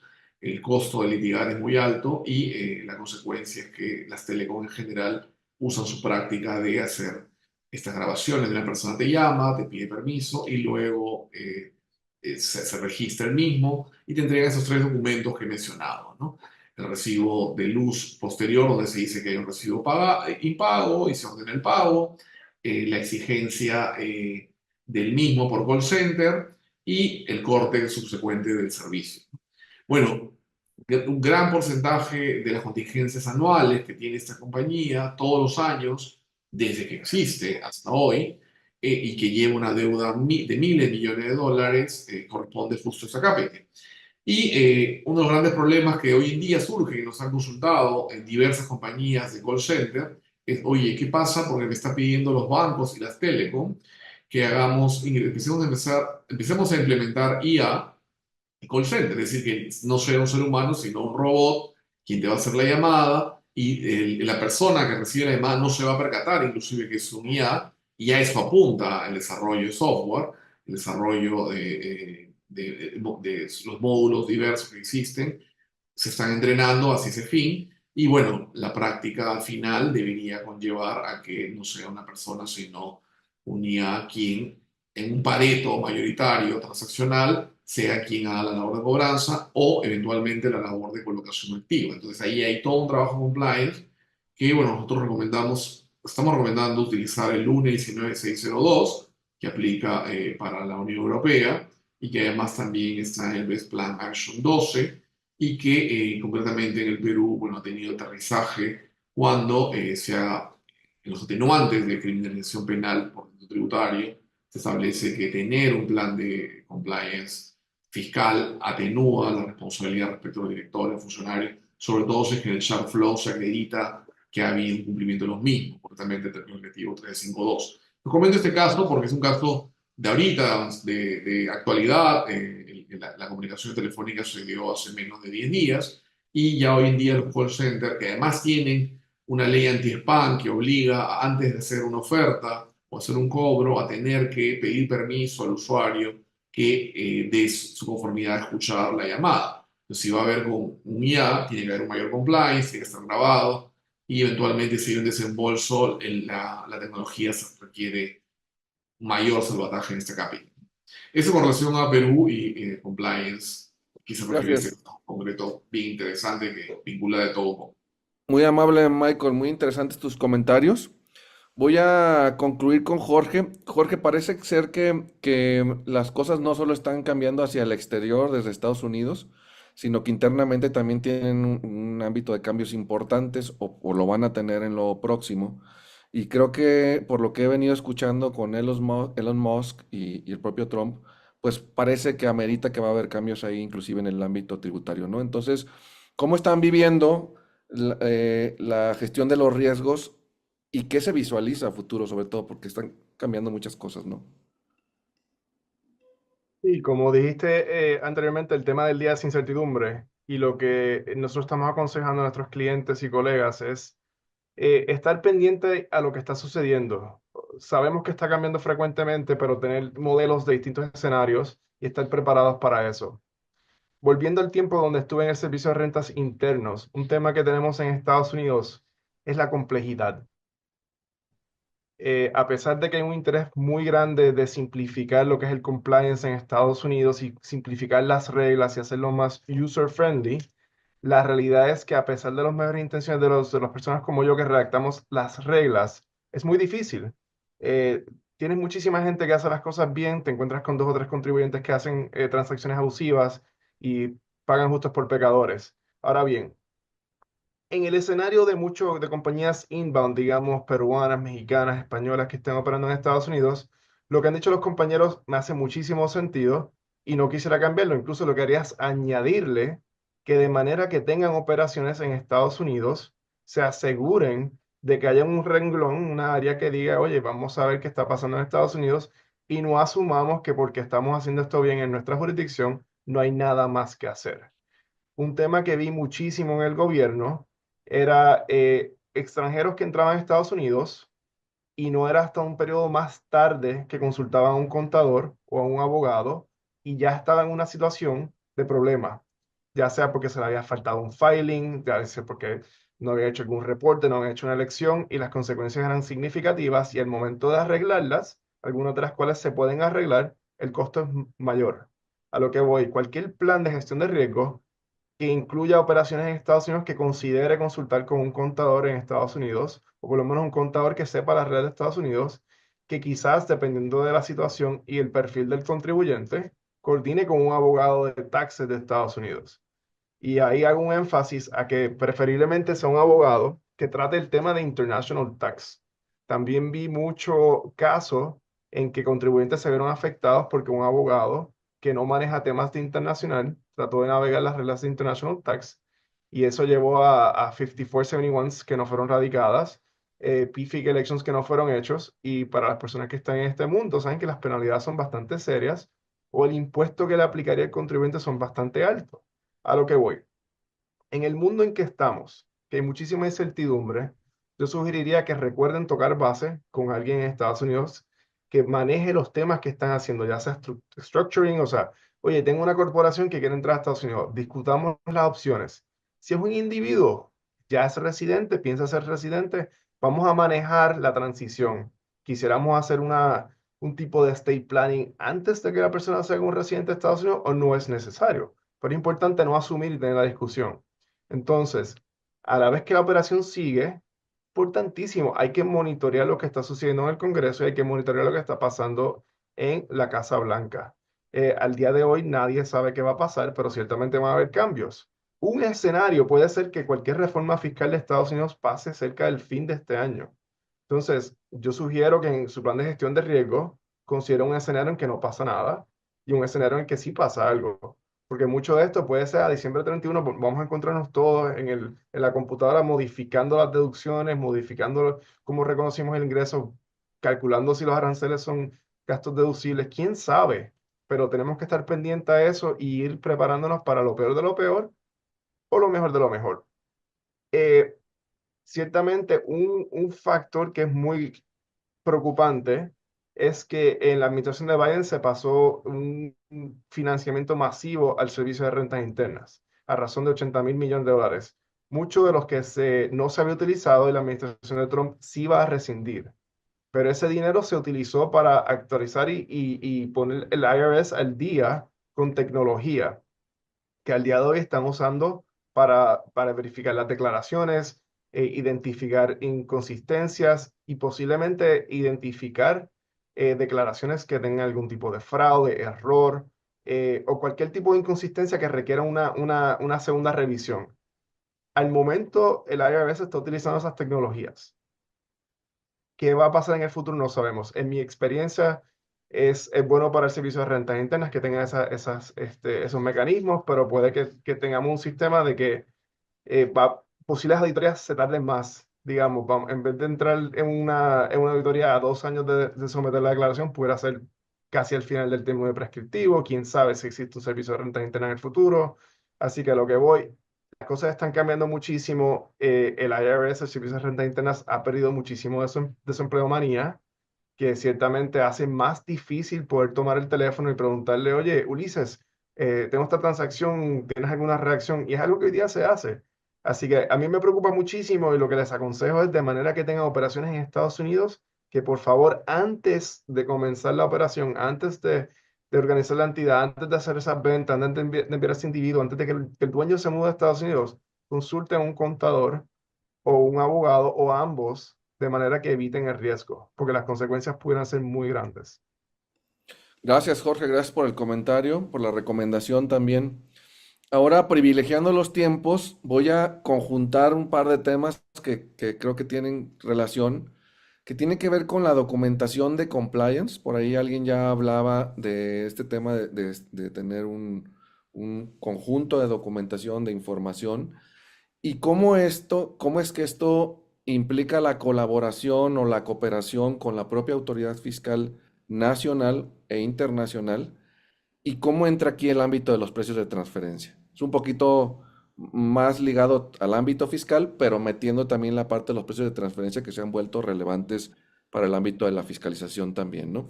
Me gustaría empezar por Michael.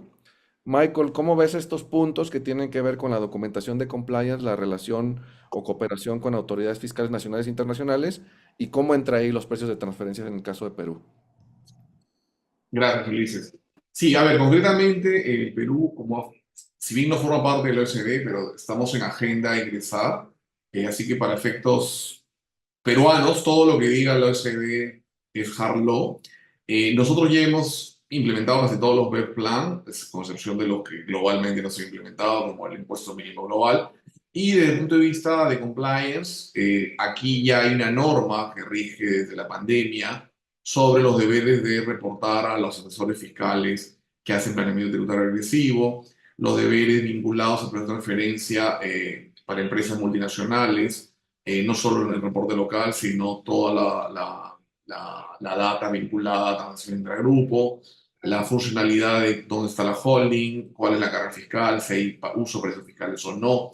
Y además, hay un tema bien interesante que acá se discute entre los penalistas y constitucionalistas, porque el tema de fondo es, si bien estos deberes de compliance nacen en un contexto de colaborativo, porque es la lógica del espíritu cuando aparece la primera jurisdicción cooperativa en Holanda, en la Unión Europea, hace unos años atrás, Lo cierto es que cuando ya en su migración hoy en día, a la hora de que uno arma el file, hay que tener en el Perú particular criterio dirigente, porque lo que uno omita no solo es infracción, sino dependiendo cómo se omita o que se deje de decir, puede ser eventualmente calificado como delito, concretamente delito de omisión o información falsa. Y ese es uno de los criterios, eso es, digamos, la espada de Damocles que pesa sobre quien implementa data, está obligado a implementar y no lo hace. Concretamente los directores acá en el mundo y en el Perú, los directores solo aceptan serlo si es que tienen un seguro, porque hoy por hoy los directores en el país son los que aprueben, tienen responsabilidad solidaria tributaria, salvo que en el acta de directorio se opongan al tax planning que se le ha explicado, y si no se ha explicado, tienen que, en caso se enteren, tienen que revelarlo y tienen que oponerse al mismo. De lo contrario, habría responsabilidad solidaria sobre su patrimonio. Y eso ha hecho que muchos directores hoy por hoy sostengan y soliciten antes de aceptar este seguro famoso que he mencionado para no perjudicar su banda patrimonial. Porque puede ocurrir que los filing, los tributaristas de compliance, tienen que elevar esto eventualmente a los que reciban los reportes, y si hay un tax planning se tiene que reflejar, explicitar y elevar al directorio para que este delimite si se implementa o no. Y claro, quienes lo estén aprobando implícita o explícitamente tienen una responsabilidad sobre el mismo. Y esto ha hecho que en el Perú el compliance se vuelva más importante, porque no solo hay responsabilidad administrativa, sino también puede haber responsabilidad penal, y además puede abarcar responsabilidad solidaria, sobre todo los directores, en adición al gerente general o a la contadora general del estado financiero. Eso por el Gracias, lado. muy amable, Michael. Jorge, regresando contigo, digo, ya lo tocabas un poco, creo, en tus comentarios, pero ¿cómo ves el ámbito del defense file que debe tener un contribuyente y la cooperación con las autoridades y, en su caso, los precios de transferencia que tanto están siendo utilizados por Estados Unidos, ¿no? Y ciertamente documentación es clave de cualquier transacción. Y un tema que vemos es que muchas personas caen en el tema de transfer price, el precio de transferencia, y no es hasta que ya pasó algo que realizan, que debieron haber hecho el expediente, debieron haber estructurado ciertas formas en arm's length. A lo que voy, esto va al esfuerzo de tocar base antes de entrar a Estados Unidos y prepararse para cuando haya una entrada esté debidamente preparado. En específico, en el tema de precios de transferencias, si el Servicio de Rentas Internas de Estados Unidos encuentra que hubo una deficiencia en el pago de impuestos a razón de un ajuste de precios de transferencia, el tener un reporte de precio de transferencia evita que la penalidad aplique. Por lo tanto, es crítico que cualquier contribuyente que tenga este tipo de estructura esté preparado para evitar ese problema. Ciertamente, el Servicio de Rentas Internas sí comparte información con distintas agencias a través del mundo. Ciertamente lo hacen domésticamente. El Servicio de Rentas Internas comparte información con las agencias de los estados, pero además tiene acuerdos a través de tratados completos de doble tributación. También tiene muchísimos acuerdos de intercambio de información. Y fuera del precio de transferencia tenemos a FATCA, por lo que ciertamente es importante tener esa documentación, documentación contemporánea, hacerla al momento en el año en que se incurre la transferencia, pero más importante aún es que si el contribuyente tiene un reporte que sugiere cómo se debe tratar el precio de transferencia, que en efecto manejen su operación bajo los términos y los precios que ese economista o ese contador concluyó en su reporte. Así que ciertamente, como las otras jurisdicciones, es muy importante tener la documentación, y en caso de que no la hay, o en casos en que la compañía no opera bajo esos precios, es muy fácil para el Servicio de Rentas Internas imponer penalidades, y lo hacen. Lamentablemente es un área donde hay mucha controversia y mucho litigio en Estados Unidos, y esos casos relativamente, en la parte de las penalidades es muy fácil.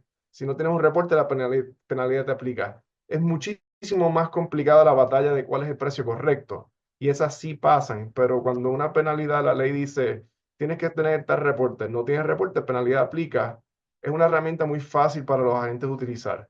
Si tendremos agentes a final del año es otra pregunta, pero ciertamente debemos de estar preparados para la situación en que eso ocurra. De vuelta a ti. Muy amable, Jorge. Em, a ver, Soraya, yo soy de la idea de que si alguien ha desarrollado políticas que tengan que ver con el compliance es España, y creo que ahí van muy avanzados en esta parte. Desde esa perspectiva, ¿cómo ves tú el ámbito del Defense File, la documentación del compliance, pues, que se debe de tener? Y la cooperación con las propias autoridades, tanto nacionales como internacionales, y cómo juega ahí los precios de transferencia. Bien, pues intentando hacer una sumarización de los dos temas y empezando por las cuestiones de precios de transferencia. Claro, las operaciones vinculadas y los precios de transferencia pues producen muchos conflictos entre multinacionales y entre administraciones tributarias. Y esto se complica mucho más cuando la operación tiene lugar con elementos transfronterizos. Entonces, cualquier herramienta de cumplimiento cooperativo de las obligaciones de precios de transferencia va a beneficiar a ambas partes, a la administración y a los obligados tributarios. Y aquí yo había pensado hablaros de un instrumento que se utiliza en España al respecto, que son los APAs, que son acuerdos previos de valoración sobre precios de transferencia. Los APAs aparecen reflejados en regulación internacional, seguramente ya lo conocéis, básicamente en normativa de soft law de la OCDE, las directrices de precios de transferencia, acciones 8 a 10 del plan BEPS y también pues, en las directrices de precios de transferencia de la ONU. Pero en lo que hace al derecho tributario español, un APA es algo más peculiar, es distinto. Un APA es un acto administrativo y un acto administrativo además con la peculiaridad de que ha participado en su adopción el contribuyente. Por lo tanto, hay otras cosas similares que se pueden encontrar en derecho comparado, pero un APA no es un tax ruling. Primero, porque no hay negociación como tal en un APA en España. Y segundo, porque los APA no fijan el régimen tributario aplicable a las operaciones vinculadas que están cubiertas por el acuerdo, ni determinan la deuda tributaria del contribuyente. Lo que hace el APA es señalar los criterios para valorar determinadas operaciones vinculadas y cómo se reparten los beneficios intragrupos según el principio de plena competencia. Luego, además, según la regulación española, los APA pueden ser unilaterales, bilaterales o multilaterales. Si firmamos un acuerdo bilateral, pues va a vincular a todas las administraciones tributarias en los territorios en los que se localicen las entidades vinculadas. Por lo tanto, no se va a realizar por ninguna administración tributaria ningún ajuste de precios de transferencia. Y si lo que estamos adoptando es un acuerdo unilateral, no se va a realizar un ajuste en la valoración de las operaciones vinculadas que están cubiertas por el acuerdo. Lo que pasa es que nada impide que otra administración tributaria de otro de los países donde están localizadas mis otras entidades vinculadas pueda tener un criterio distinto al que hemos adoptado en el APA y entonces pueda hacer una regulación fiscal. Aquí lo que hace la OCDE es recomendar que cuando se vayan a iniciar los trámites para adoptar un APA unilateral, la administración tributaria informe inmediatamente a las otras administraciones del resto de países para dar la posibilidad de abrir al procedimiento, a un procedimiento bilateral o incluso multilateral. Y luego la principal ventaja del APA es que va a eliminar a priori esa conflictividad tributaria y también la doble imposición, especialmente si el APA es bilateral o es multilateral. Y también se va a garantizar que no se va a abrir ningún procedimiento de inspección y que no va a haber una posterior regularización. Pero claro, esto solamente pasa si el contribuyente cumple totalmente de manera escrupulosa con los criterios metodológicos acordados en el APA a la hora de valorar esas operaciones vinculadas. Pero si el contribuyente aplica un criterio distinto o hace un uso abusivo del APA, ahí sí la administración puede iniciar una comprobación. Luego, bueno, en cuanto a las fases, hay unas primeras fases de contratos previos donde se valoran. No necesariamente tiene que firmarse o adoptarse un APA siempre que lo promueva el contribuyente. Él lo promueve, pero hay unos contactos previos donde se valora si conviene o no conviene iniciarlo, incluso la viabilidad de que pueda ser aprobado, porque esto evidentemente también tiene unos costes, se fija un calendario con las posibles reuniones, hay una solicitud, hay una instrucción y luego pues se firma, se agota el APA por escrito y bueno, por supuesto son confidenciales y también tienen una duración máxima de 4 periodos impositivos. Enlazándolo ya con el siguiente tema, que era la cuestión de la cooperación con con las autoridades fiscales y nacionales. También hay otros avances en España. Ya en el año 2010 se lanzó un código de buenas prácticas tributarias para grandes empresas, que es un instrumento de soft law y que para ser aplicable tienes que adherirte a él. Tiene ventajas para las dos partes, para la administración, porque la administración tributaria se compromete a dar determinadas facilidades a los contribuyentes que se adhieren a él. Y a cambio, ¿qué hacen los contribuyentes? Pues se comprometen a implementar un programa de tax compliance.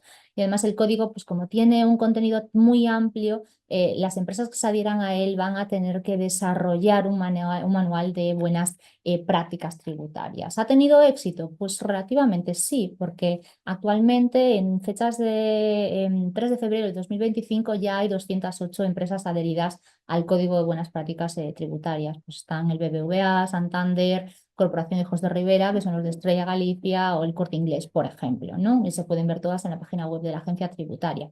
Claro, aparte de adherirse al código, las empresas en España también pueden presentar anualmente un informe de transparencia fiscal que tiene información que va desde la explicación sobre la estructura y la actividad internacional del grupo hasta la presencia en paraísos fiscales, cuál es mi estructura de financiación, la explicación de las operaciones societarias significativas e incluso la estrategia fiscal.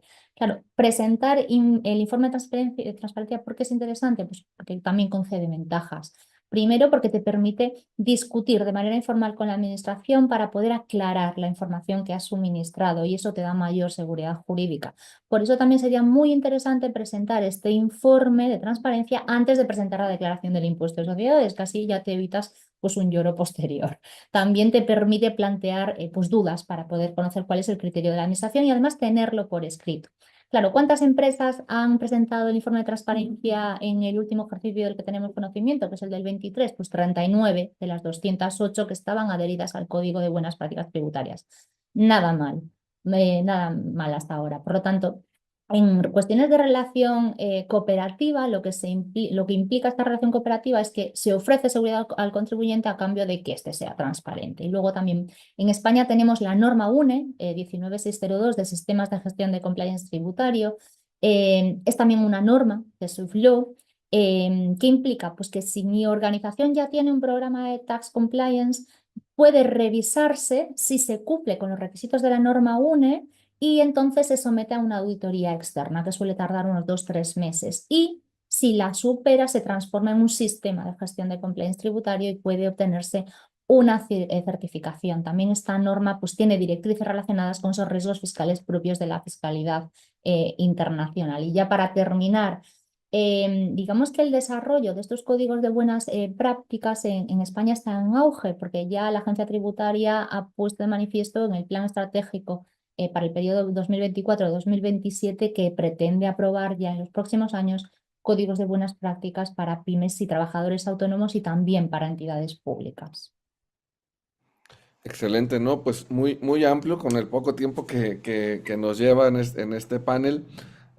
Quiero tomar tus comentarios para decir, en mi opinión, las administraciones tributarias, apostarle a la relación tributaria contribuyente-autoridad, en donde inclusive se incentive con beneficios fiscales, me parece que esa es la contrapropuesta que debiera estarse implementando hoy y no nada más hacerlo coercitivo, sino al contrario, el contribuyente que se porte bien, genérale beneficios también, ¿no? Creo que esa sería mi opinión al respecto y me parece muy interesante lo que se está haciendo en España. Vane, ¿qué nos podrías hablar de México respecto del ámbito de la cooperación con autoridades nacionales e internacionales, así como la documentación del compliance y si es que entra aquí el ámbito de los precios de transferencia? Claro que sí, Ulises. Digo, yo también lo dividiría en dos. La parte de precios de transferencia, yo te diría que últimamente hemos visto que se ha incrementado más el tema de la revisión por parte de las autoridades fiscales en cuestión de que se estén cumpliendo con toda la regulación en materia de precios de transferencia, que se tenga la documentación soporte. Y creo que ahí es donde la mayoría de las empresas pues ha tenido pues algunas observaciones o cuestiones donde les han determinado incluso ajustes fiscales significativos. ¿Por qué? Porque no cuentan con la documentación o no se ha contado con la documentación soporte de ese tipo de transacciones. Muchas veces se celebran operaciones entre partes relacionadas y a lo mejor dejamos documentación de cuando se inició con esa operación y no hacemos la actualización correspondiente de esa documentación. Conforme vamos modificando la operación, se están a lo mejor estableciendo porcentajes distintos, si es que hay, por ejemplo, tema de pago de regalías, intereses y demás, que no es acorde a lo que se está llevando a cabo en la realidad. Y eso ha generado, yo te diría que las autoridades fiscales, pues sí, ejerzan mayor presión en los contribuyentes, pues estableciéndoles o sancionándolos más con temas de ajustes fiscales significativos. Entonces, yo te diría que el tema de la documentación compliance, el tema de precio de transferencia resulta importante.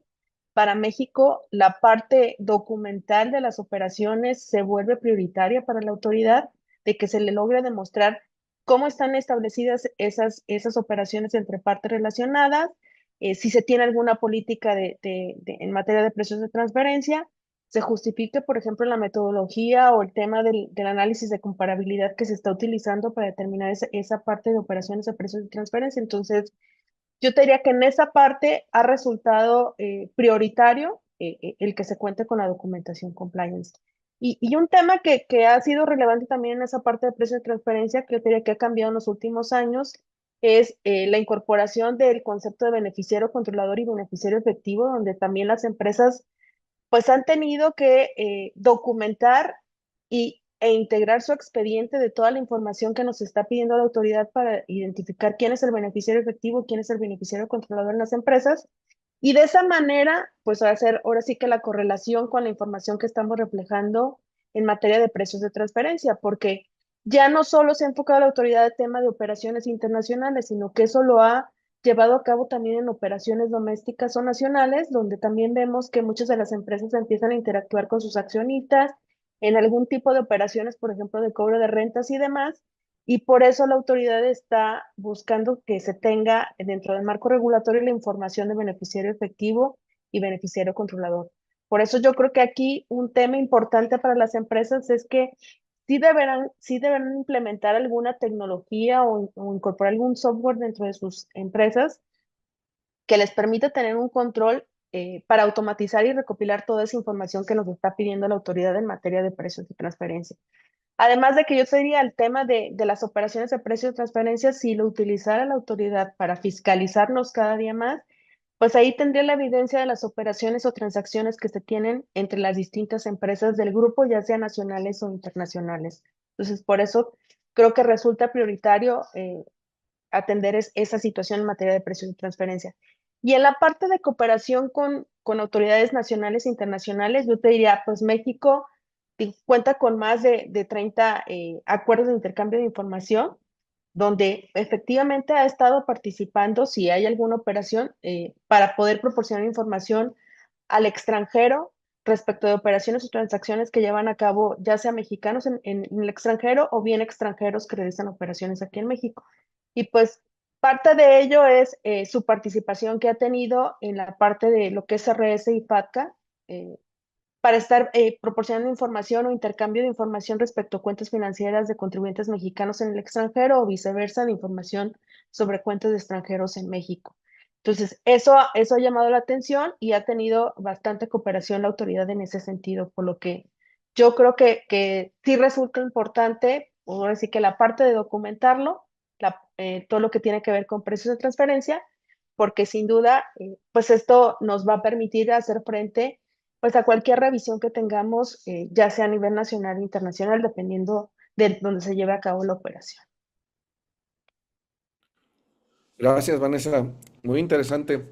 Em, en ánimo de irnos acercando al cierre, me gustaría utilizar una pregunta que me parece interesante cómo la plantearon, porque creo que aquí se resumiría pues lo planteado. La pregunta es, ¿qué sería lo más importante en los temas de cumplimiento, en estos temas fiscales?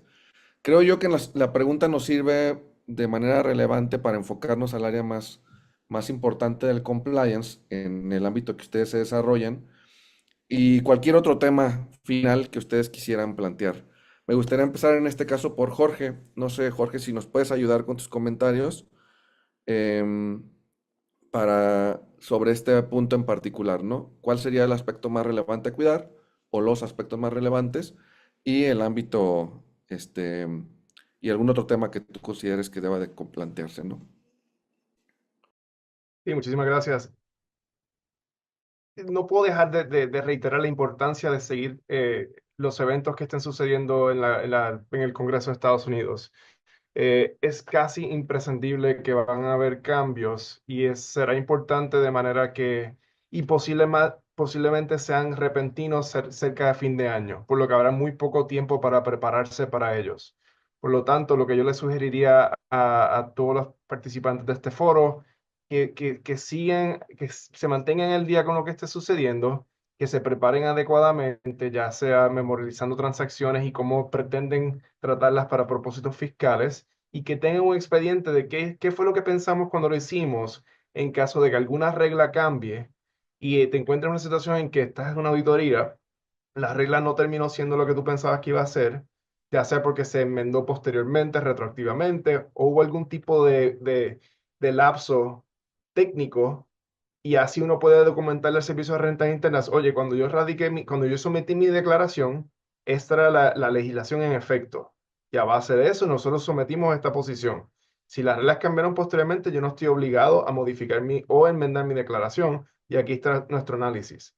Les sugiero muchísimo que se busque un asesor técnico en el área que les corresponda, si es sociedades, si es corporativo, y si es en el ámbito internacional, ciertamente que sea un profesional en ese tema. En el tema de ICAP, que un comentarista señaló, eso es un tema que sí se maneja. Tiene que ver si los contribuyentes son de pocos riesgos, los aceptan, o son más propensos a que lo acepten. No hay garantía de que pudieran entrar al programa, pero este es uno de esos programas que, debido a la situación en el Servicio de Rentas Internas, yo no sé qué va a pasar. Yo no sé si el grupo de agentes y personas que manejan esto estén en el futuro. Y volviendo al tema de los APA, la oficina de APA en el Servicio de Rentas Internas fue una de las oficinas que contrató a muchísimos empleados en los últimos 2 años, algunos de los cuales fueron despedidos. Recientemente habían habido discusiones como esta en que se estaba felicitando y celebrando el progreso de que los APA iban muchísimo más rápido, pero la gente que logró esos beneficios ya no están, no todos, pero muchísimas de las personas nuevas. Entonces, a lo que voy, el ambiente en Estados Unidos está cambiando rápidamente. No tengo soluciones fijas, pero sí los invito a que me escriban o me comuniquen y les digo lo que sé, porque es que eso es lo mejor que pueden hacer. Te lo devuelvo a ti, Ulises. Muchísimas gracias por tenerme. Gracias. Muchas gracias por todo, Jorge. Muy interesante tus comentarios. También para cerrar, Vanessa, ¿cuáles serían tus comentarios finales y los puntos más relevantes que resaltarías? Muchas gracias, Ulises. Bueno, yo lo que sí resaltaría y los invitaría en el tema de compliance es, ya hoy en día el uso de la tecnología se vuelve prioritario, ya es una necesidad. Todas las empresas deben de tener una inversión en tema de tecnología para toda la parte de estandarizar sus procesos. Ahora sí que es anticiparse ya a los requerimientos informativos por parte de la autoridad y poder atenderlos con la mayor oportunidad de vida. Ese es un tema prioritario que no debemos de dejar de lado, pero eso va de la mano, yo les diría, con también el tema de la seguridad de la información. Es decir, que si bien es cierto, pues ya vamos a utilizar más el tema de la tecnología, no debemos de perder de vista el tema de establecer protocolos de seguridad cibernética por toda la información que vamos a tener de las empresas, ¿no? Esto también se vuelve prioritario. Sin duda, el tema de la gestión tributaria también es importante, que se establezca un modelo de gestión tributaria eficiente, donde podamos trazar toda la información de las operaciones que llevan a cabo las empresas. ¿Y eso para qué? Pues para que nos aseguremos de que estamos cumpliendo adecuadamente con las obligaciones fiscales y con la interpretación que en dado caso le pudiera dar a la autoridad a lo que son las disposiciones fiscales.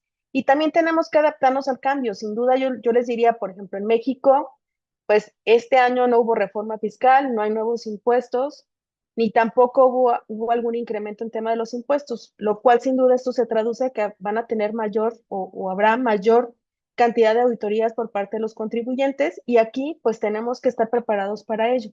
Entonces, el utilizar la tecnología, también tenemos que fortalecernos con profesionistas pues que cuenten con experiencias en áreas tecnológicas que nos permitan pues ser más eficiente para atender ese tipo de revisiones de auditoría sin que nos distraiga de la operación del negocio, pues que también se vuelve prioritario. Por eso yo creo que en esos 3 elementos yo me enfocaría, Ulises, y les haría la recomendación y pues me pongo a sus órdenes también por si tienen alguna duda o comentario adicional. Muchas gracias, Vanessa, de nueva cuenta por todas tus aportaciones. Michael, ¿qué nos platicas tú? ¿Cuáles serían como los aspectos sustanciales del compliance? Y si hay algún otro tema que quisieras agregar. Sí. A ver, en el Perú históricamente se pensaba que el compliance básicamente se debía implementar por la gran empresa.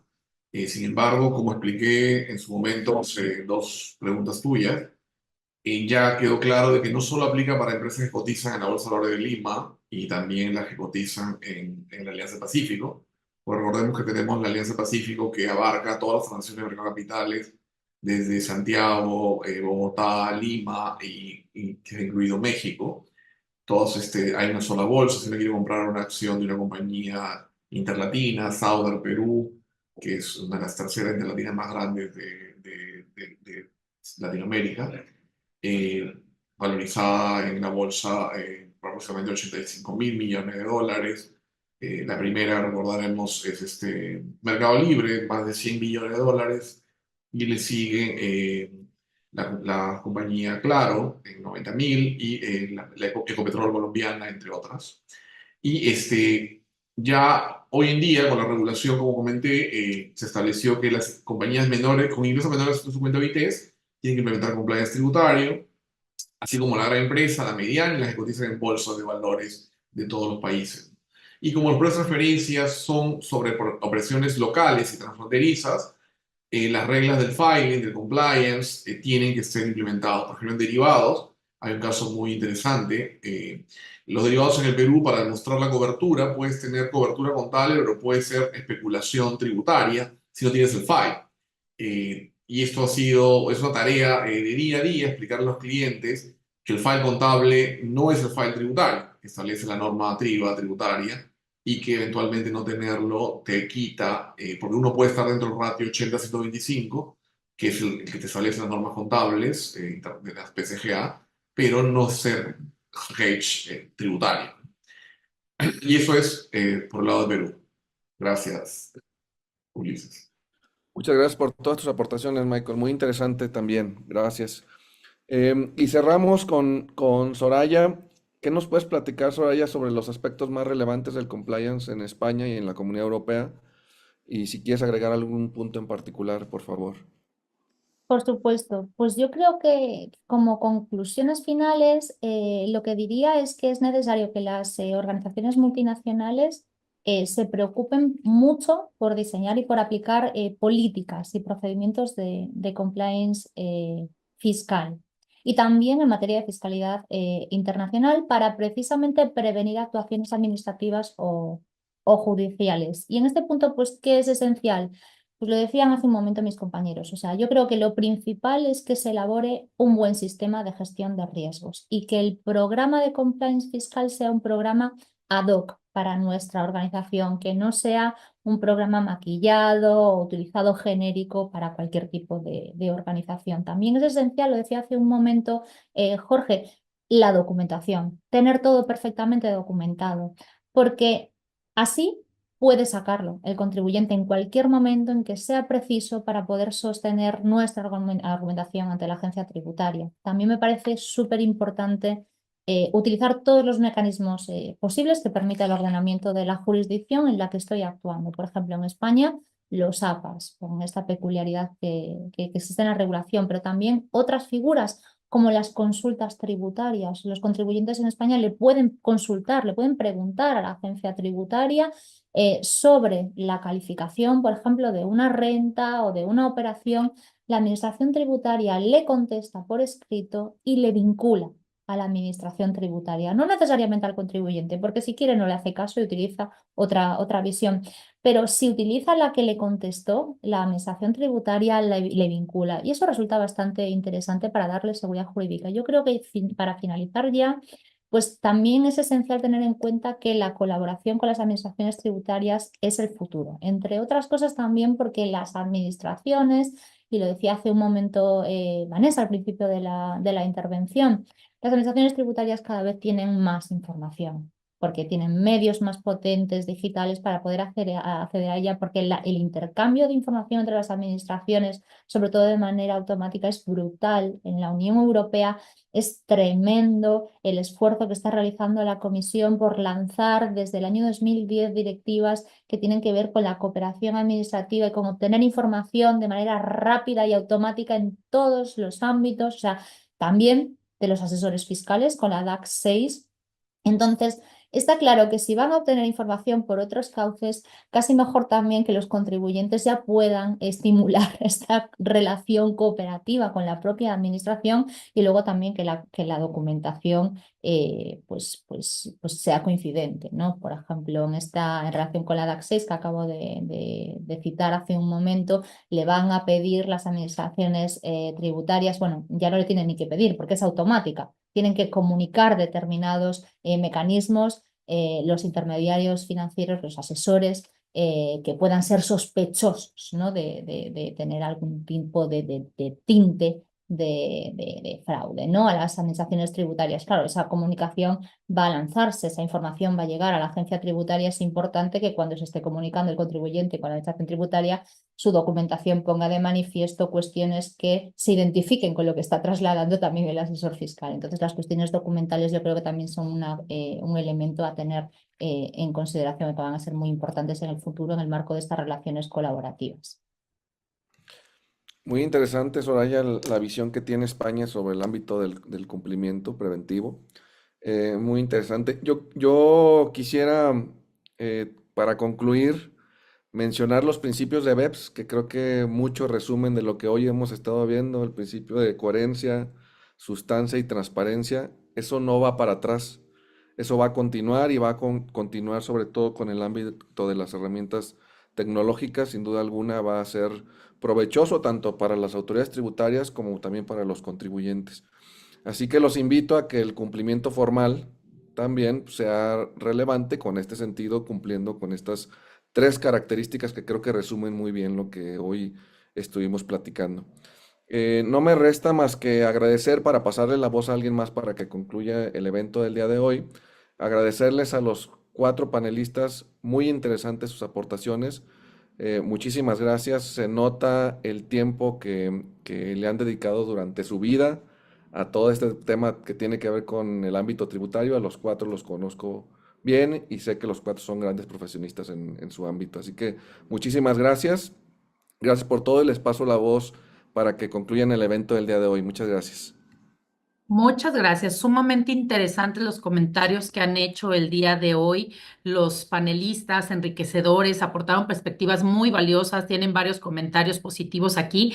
Y si les parece, vamos a contestar un par de las preguntas que dejaron sobre el chat. Y les recordamos el que toda la semana estaremos hablando de estos conceptos, ¿no? Adelante, Ulises. Tenemos un par de preguntas. Sí, gracias. Si quieres hacerlas, Carly, que las pregunte que las responda, perdón, quien considere que prefiera. Perfecto. Adelante. Entonces, una de ellas es las capacitaciones relacionadas a estos temas se deben de mantener en algún plan de capacitación y los temas que se incluyen para personal.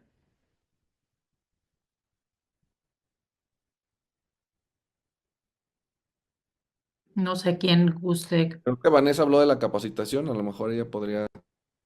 Sí, gracias, Ulises. Sí, un tema que mencionaba prioritario es pues que debemos de capacitar a nuestro personal en materia. Te silenciaste, Vanessa. Perdón. ¿Ahora sí me escuchan? Sí. Sí, les comentaba que un tema prioritario es mantener a nuestro personal actualizado y capacitado en los temas que se están dando de gestión tributaria. ¿Para qué? Para que él sea capaz de ir integrando los expedientes, que pueda ser más proactivo, por ejemplo, en caso de requerimientos por parte de la autoridad, pero para eso pues tiene que estar actualizado. Tenemos que darle capacitación también de tema de tecnología, del uso de la tecnología. ¿Para qué? Pues para que pueda aprovechar más la información con que cuenta la empresa y pueda igual incluso hacer los cruces que ya la autoridad viene haciendo, utilizando, por ejemplo, el tema de inteligencia artificial. Aquí en México vemos que la autoridad cada día pues hace ese cruce de información, empieza a hacer el amarre de información reflejada entre la declaración anual, la contabilidad electrónica, facturación electrónica, temas de dictámenes fiscales, tema de estudio de precios de transferencia. Entonces, tenemos que preparar a nuestro personal para que él también pueda empezar a hacer ese cruce utilizando el tema de las herramientas tecnológicas y que no les requiera invertirle tanto tiempo. Entonces, por eso, desde mi punto de vista, digo, un tema primordial es eso, mantenerlos actualizados, capacitados y sobre todo también llevarlos al tema del uso de la tecnología e incluso del tema de inteligencia artificial. Muchas gracias, Vanessa. Otra de las preguntas es sobre las mejoras en los protocolos cibernéticos, si podrían profundizar en el tema.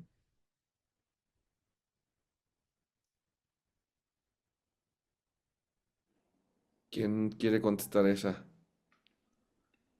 A ver, yo conozco un caso muy famoso que ha sonado ahorita en América Latina, América del Sur sobre todo, un banco de un país, no voy a definir qué país o qué banco es, eh, ha tenido serios problemas de hackers, le han capturado la data y extorsionaban a los dueños del banco para liberar la data a cambio de bitcoins. Los dueños se negaron y los hackers hicieron un turn-off de las cuentas bancarias activas eh, y pasivas de los clientes de la banca. Y esto, bueno, despertó alertas en toda América del Sur, no solo en este banco, sino en toda la Federación de Bancos de Latinoamérica. ¿Por qué? Porque uno de los análisis que en principio se llegó es que este banco que ha tenido este riesgo, tiene este riesgo, porque le ha ocurrido 2 o 3 veces desde el año pasado hasta ahora, eh, tiene políticas de contratación de personal o de empresas tecnológicas que no necesariamente tienen ISOs o tienen historias de implementación de cosas similares a otras bancas, o inclusive, según lo que se ha podido filtrar en prensa, el mismo banco incentiva a empleados de la compañía proveedora a que abran su propia empresa y provean servicios si le pagan menos, y así sucesivamente, esto como que en degradé hasta llegar a un óptimo año a año que les cueste menos, pero les está dando factura en el ingreso porque esto obviamente ha generado ya una incerteza de los clientes consumidores. Y claro, genera un problema de compliance porque ya los reguladores de competencia han salido a sancionar, a penalizar, porque bajan los niveles de compliance y también origina problemas tributarios porque esas corridas, esas penalizaciones no son deducibles tributariamente, aun cuando la entidad financiera considere que sí, que es consecuencia del core, pero no lo es, porque surge precisamente una negligencia de contratación de informáticos que tienen características que no están a la altura de un proveedor de un banco, ¿no? en Interlatin. Ese comentario quería hacer. Aquí lleva esto que sí hay que tener en cuenta que el compliance se aplica en todo. De hecho, inclusive con tu anterior pregunta, Carla, los reguladores, sobre todo la banca, los reguladores de FBS, por encima que seguro, FPs, exigen que todas las personas tengan capacitación y esté un file. Y esto, inclusive para las tecnologías nuevas que se vienen implementando, porque hoy por hoy ya toda la banca, por ejemplo, las empresas de seguros, pueden contratar un seguro, interactuando con un IA, como ocurre con empresas, por ejemplo, con la aseguradora RIMA, que son las más grandes de América del Sur, entre otras, ¿no? Pero todo eso tiene que tener un track record informático, digital, para que cuando venga SUNAT sepa de dónde salió el contrato. Vale. Muchísimas gracias. Y pues bueno, con esto hemos llegado al final de este primer día con el tema Compliance Tributario Internacional, operando con éxito en mercados globales. Y queremos agradecer sinceramente a nuestros distinguidos panelistas por compartir su valiosa experiencia y conocimiento. Sus aportaciones, sin duda, nos han brindado herramientas claves para enfrentar los retos sobre el cumplimiento tributario en un entorno empresarial cada vez más globalizado y exigente.